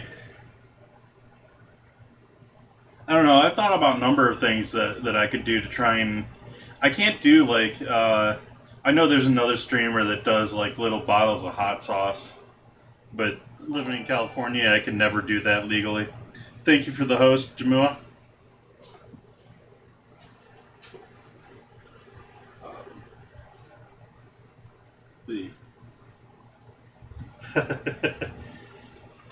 I'm sort of in a waiting period here, unfortunately. Got about 10-15 minutes here still. We're hanging out.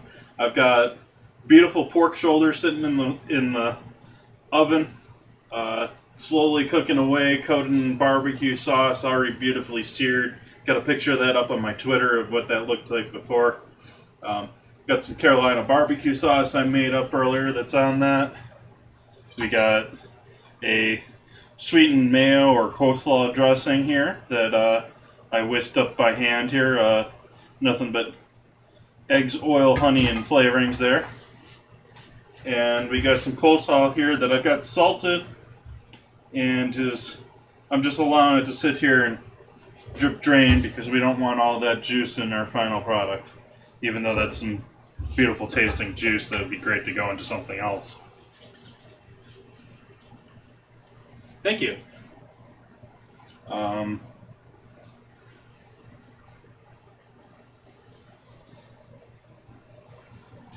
So we're waiting on our pork, and we're waiting on our coleslaw until the pork's done. Sipping on a bottle of Dreaming Tree Cabernet Sauvignon tonight, which is a cheapo bottle you should be able to find just about anywhere else. I bought it for $11 at Target earlier today.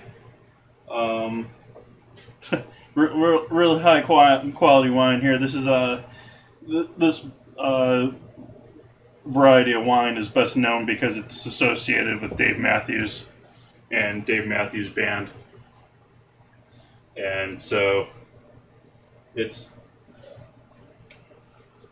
nice fruity red, good summer wine, good wine for a Dave Matthews Band concert. Little bit of fruit, mostly there's almost like artificial cherry note to it. That's almost like those ice stick pops, that cherry flavor. It's got that in the nose to it, and it's got a little bit of wood to it. It's got a little bit of that funk, but it's really a minor amount. This is a nice, easy drinking red. They also have a red blend that I think is more better distributed, and I think they make more of. This is the first time I've tried their Cab Sav. The red blend, it's okay for a cheaper end wine. This is okay for a cheaper end wine. The red blend is a little bit more leather, tobacco, barrel spice. This is a little bit more fruity, a little bit lighter. Not so much leather and no real tobacco.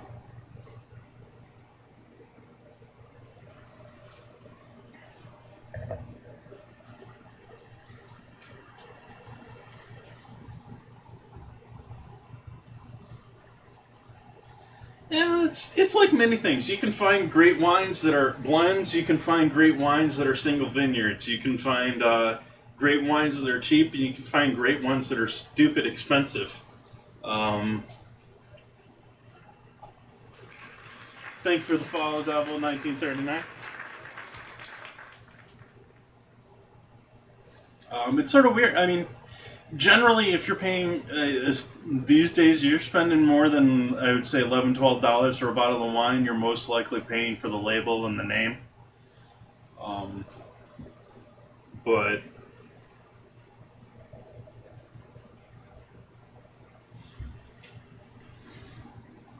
I mix it up. I buy a lot of cheaper end wines. I like to try different things. Do that with my cooking too. My thing with cooking here in my stream, I'm always trying new things. I may try a recipe that's very similar to something you've seen before, but there'll always be some element that I'm toying with that's a little bit different, a little bit new to me.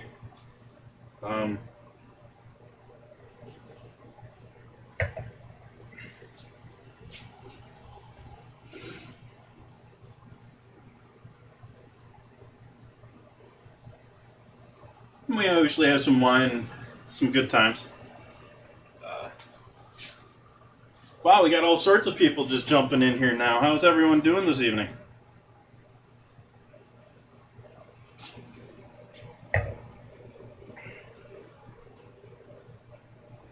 Thank you. I actually just trimmed that up earlier this morning. I've got all sorts of cameras. And planning this summer, I've got a way that I can do a fourth camera too, but only has to be like a special setup. I'm going to use an old cell phone of mine that I can use through the network. So I'll actually be doing some barbecuing here this summer too. But that's maybe a couple months out still. But otherwise, we got pork still chilling in our oven down here. Oven's roasting at 300 degrees. We got a pork shoulder with some of our Carolina barbecue sauce that I made earlier on there. I seared it, and then I salted it heavily, seared it, and then coated it in barbecue sauce. And it's been chilling in the oven now for, we'll say an hour and 15 minutes now. We've got a combination of purple, green cabbage, some canned roasted peppers with the skins taken off, and some carrots in here, along with a little bit of onion. And that's all salted so that we can allow it to lose all of its moisture while it's chilling here. We're just waiting to mix in the sweetened homemade mayo coleslaw dressing. Essentially a basic homemade mayo with combination of sweet honey and I have honey that I have fermented garlic in here that I keep on my counter. It's great for like on pizza crusts and stuff like that. It's also great when you want to do a sweet savory type dish, and so we got some of that in there too. So we got a little bit of garlic flavor, a little bit of honey.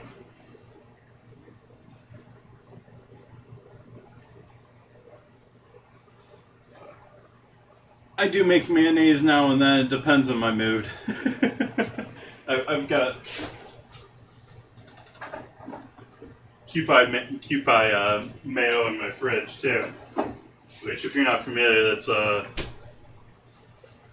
Japanese mayo with a bit of MSG to it.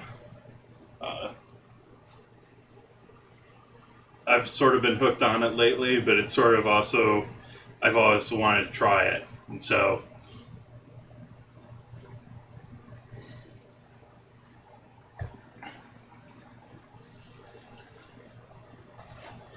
as far as the home mayo, people typically will use a little Tabasco. I used a little Frank's instead of Tabasco, and didn't really add any lemon. So there's no real citrus to it, but typically there's a little lemon citrus. I added a little bit of apple cider vinegar. Thanks for stopping by, Wolf. Hope you have a great night.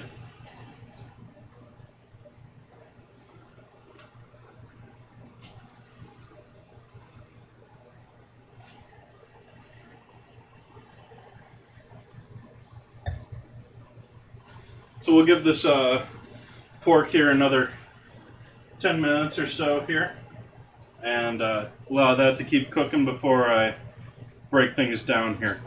Final dish we're going to be doing here, I've got some nice looking crusty bread here. We'll do a barbecue sandwich with some coleslaw on top.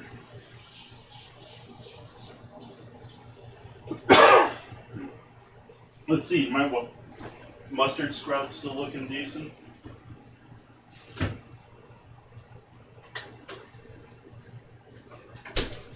These guys have been kicking around the refrigerator for a little while now, so they're end of their life. So I'm going to throw the last of these guys in there too. These are mustard sprouts, so these are beginning of mustard.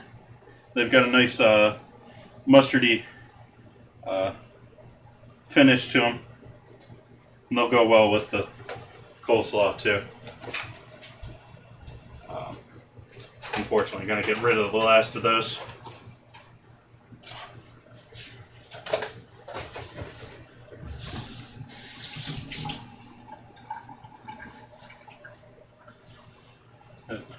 Sort of the problem with the cooking show, I wish I could do more than, oh hey, it's in the oven.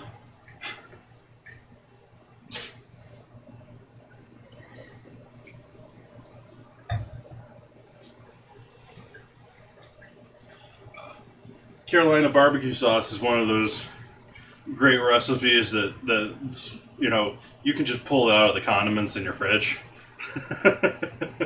If you didn't watch me make that earlier, this is little more than 1 part vinegar, 1 part ketchup, half part mustard, and little Worcestershire, little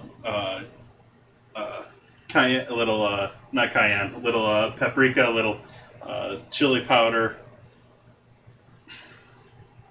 What else am I forgetting that's in there? Oh, and brown sugar.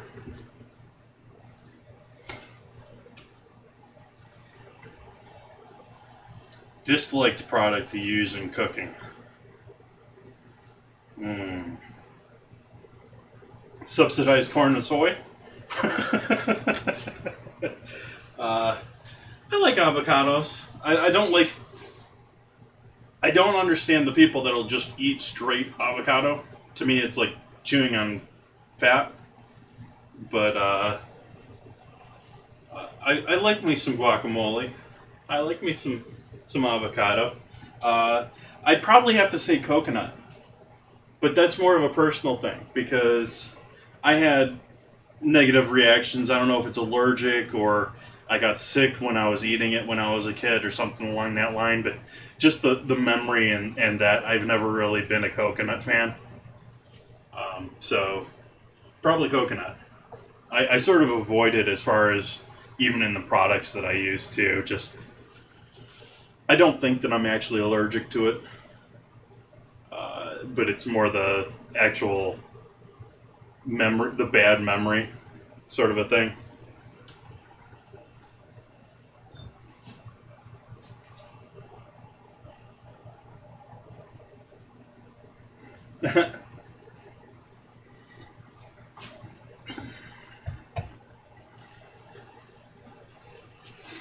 Yeah. But in other news besides cooking, I'm a Detroit Red Wings hockey nut. I'm a Formula One racing nut. I don't have a favorite dish. Favorite dish is what I'm making right now, I guess. Because I'm always there's too much stuff that I don't know and I haven't tried myself to not want to try something new constantly. I'm always wanting to investigate and learn and test and try.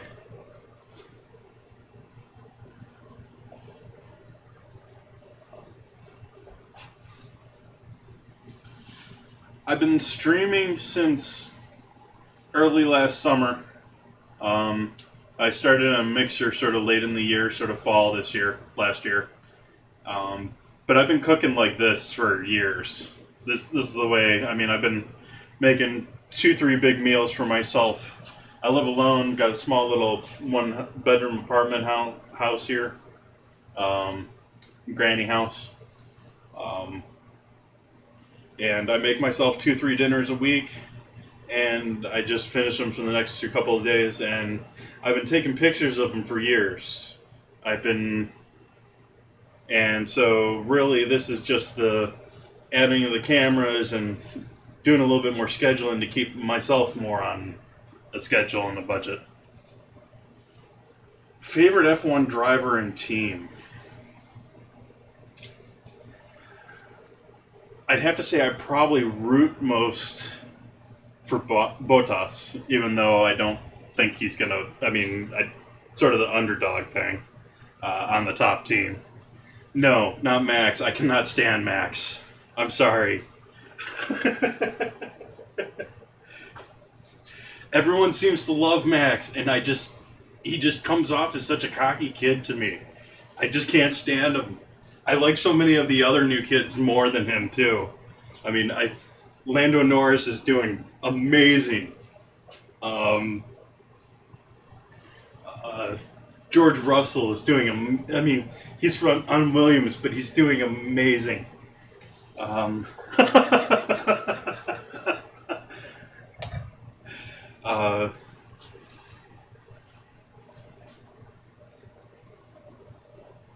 And frankly, if you're following things, Mercedes with their new telescoping steering wheel, I think they're going to keep things this year without a question. Whether or not their whole changing their wheel camber with the steering wheel does anything, they're going to have everyone else guessing at it the rest of the season, whether it does anything or not.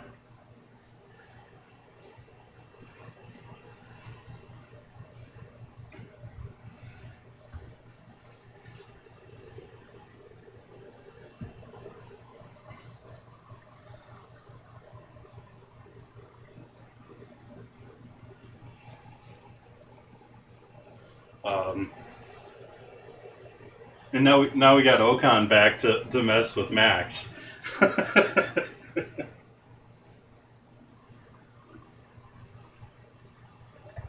Yeah, I think Mercedes sort of has it in the bag for this year, especially since everything is changing over for next year.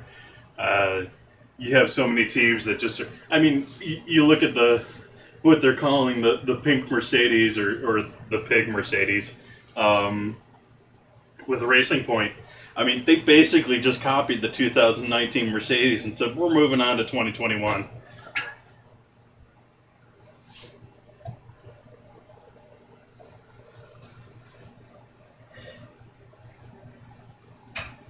And the designer of it's sounding like he's not even ashamed of it. He's like, yeah, we took photos, we copied it.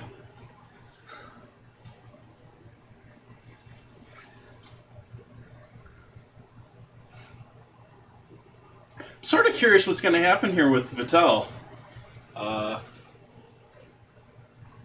There was rumors the other day that he may have a contract pending, but I don't know. He was a great racer with Red Bull, and he just doesn't seem to have made that transition to Ferrari, whether it's added pressure, different style of team, different organization, whatever it is. He just doesn't seem to mesh over there. And I wish him the best. I hope he does better this year. I'd love to see him do a proper competition, but it looks like Leclerc's got it. It looks like it's his to lose.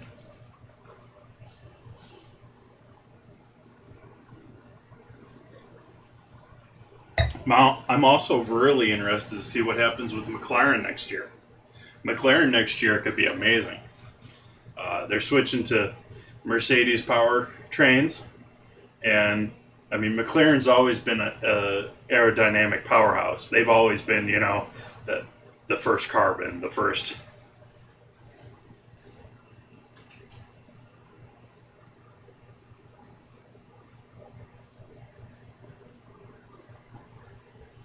Well, Max resigned for a long time with Red Bull. He isn't going to leave them.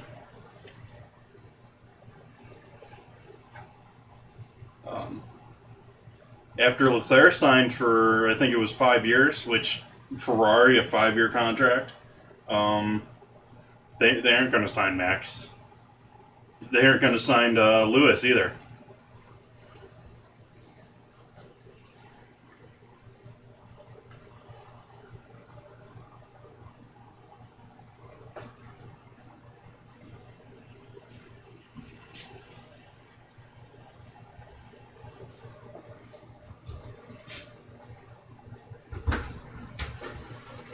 I'm more curious, who they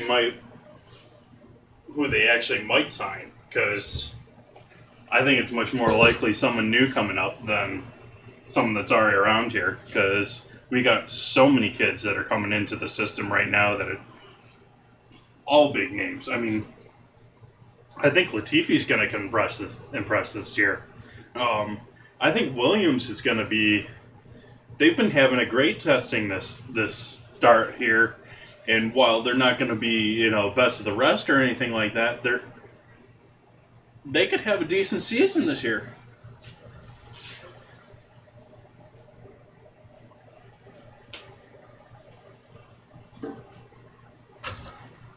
Well, I'm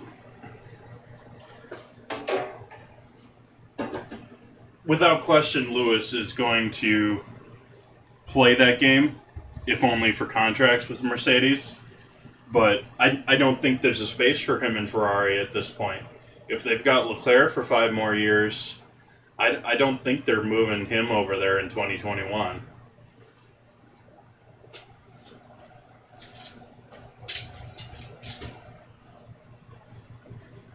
There was a lot of talk about the fact that Mercedes may be leaving as a team itself, because they've now got McLaren using their engines, they've got Williams using their engines, they've got Racing Point using their engines.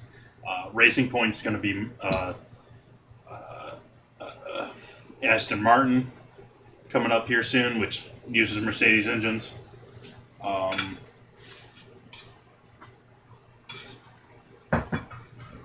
don't know. I think he's probably going to end up being a Mercedes driver for life.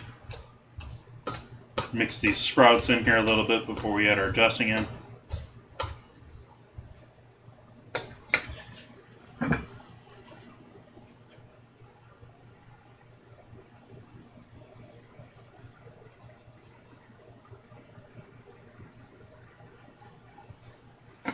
Maybe in his old contract, but he has to sign a new contract this year. I'm just going to throw all of it in here, and maybe a little bit too much, but I made it all. And I'm not going to use it on anything else, so.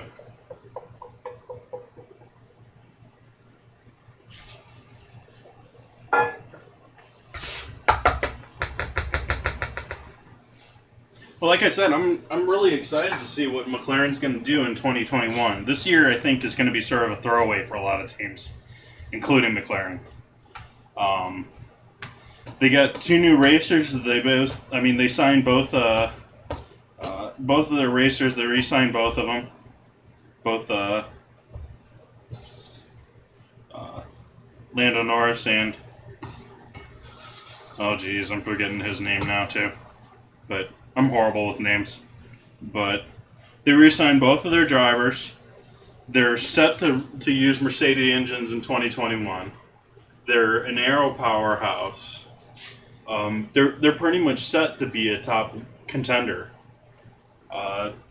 as long as they don't fuck things up. McLaren could certainly be a great team in 2021. Let's see how that pork's looking. Thank you for the follow, Miss Anna.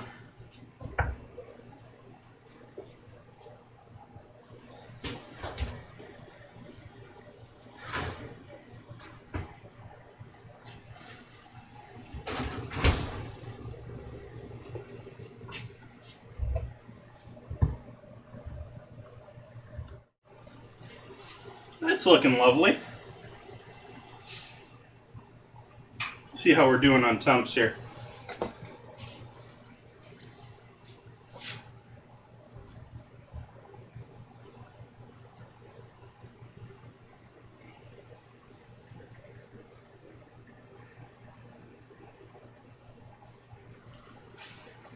They're well cooked.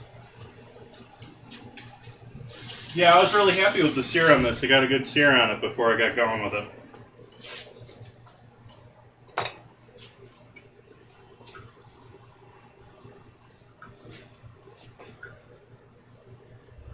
So we'll pull this guy off here.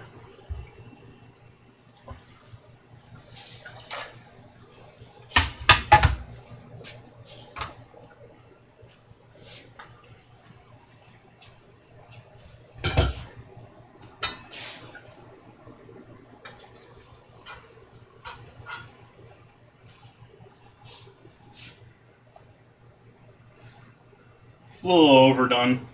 I could have done that a little bit shorter, but we'll live with that, I think. I'm still happy with it.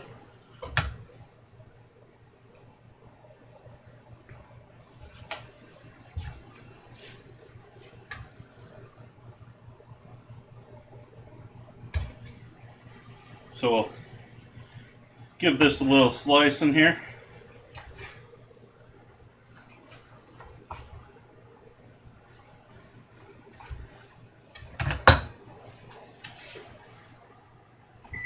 Kill our oven. I think we're done cooking.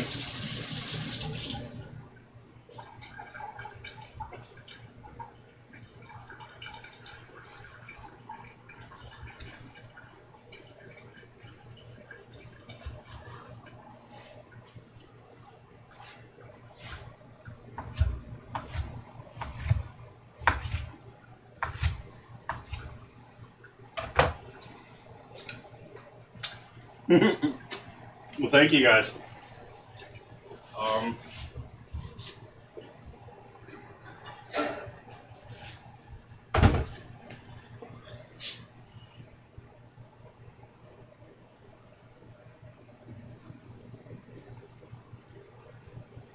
I think that's more than enough here for our sandwich. I'll throw a little bit out of that back.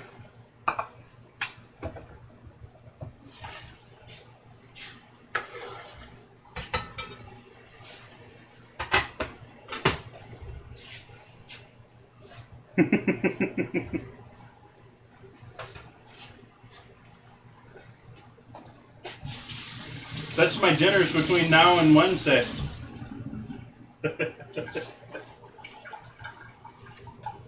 Let's see. I guess we'll do a purple plate tonight. Got some locally made bread here.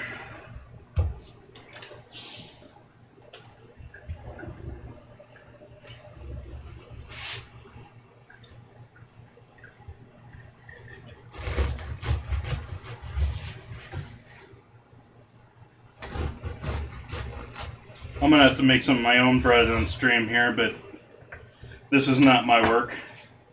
I don't do a ton of bread baking. I don't have a mixer. I'd like to get into more bread baking, but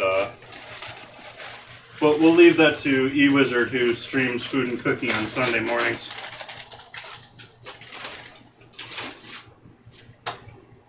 So we'll take our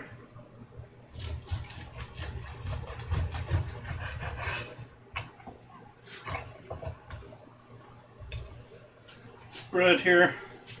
We'll take some of our Carolina style barbecue sauce that I made up earlier.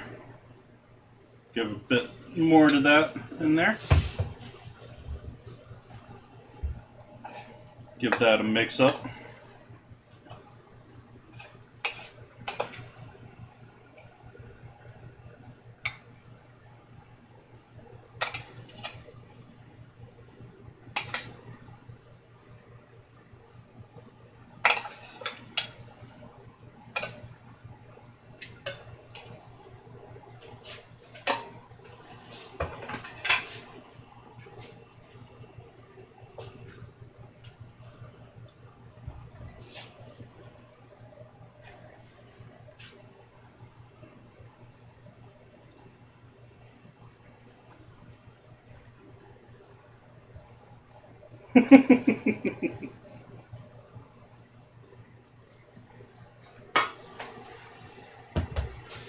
There we go with that.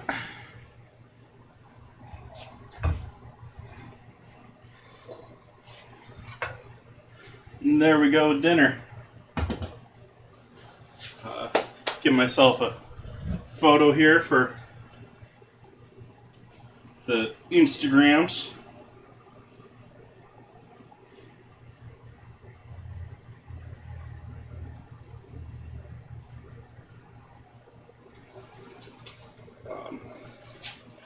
If you're new here, I do post pictures on Instagram of all of the dinners that I've been doing here regularly. I'm not the type to sit here and eat a bunch of food in front of you guys. Would love you guys to come back and join me again. Thank you guys for all joining me this evening. It's been great. I'm going to go and enjoy this and watch a couple other streams myself. And thank you. Thank you for the follows. Thank you for the couple hosts I got tonight. I am going to host up Rhino Lion, who I don't know if he's started up yet or not. He starts at 7 o'clock here, so he may need another 6 minutes or so. But I'm going to pass you on to Rhino Lion, who's doing pottery here on Mixer. So thank you all for joining me. I hope to see you all back here on Sunday. I don't have plans yet for Sunday, but I stream every Sunday, every Wednesday, and every Friday, starting 4:30 Pacific, doing dinner of some sort, something interesting, something new, something different every night. Thank you all for joining me. Have a lovely evening.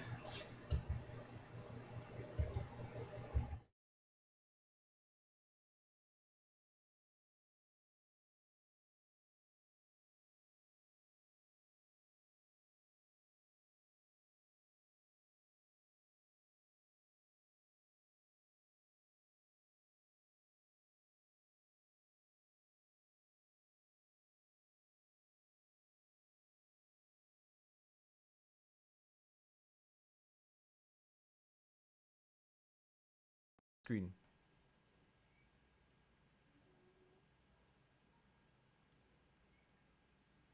So cam 2, found a use for cam 2.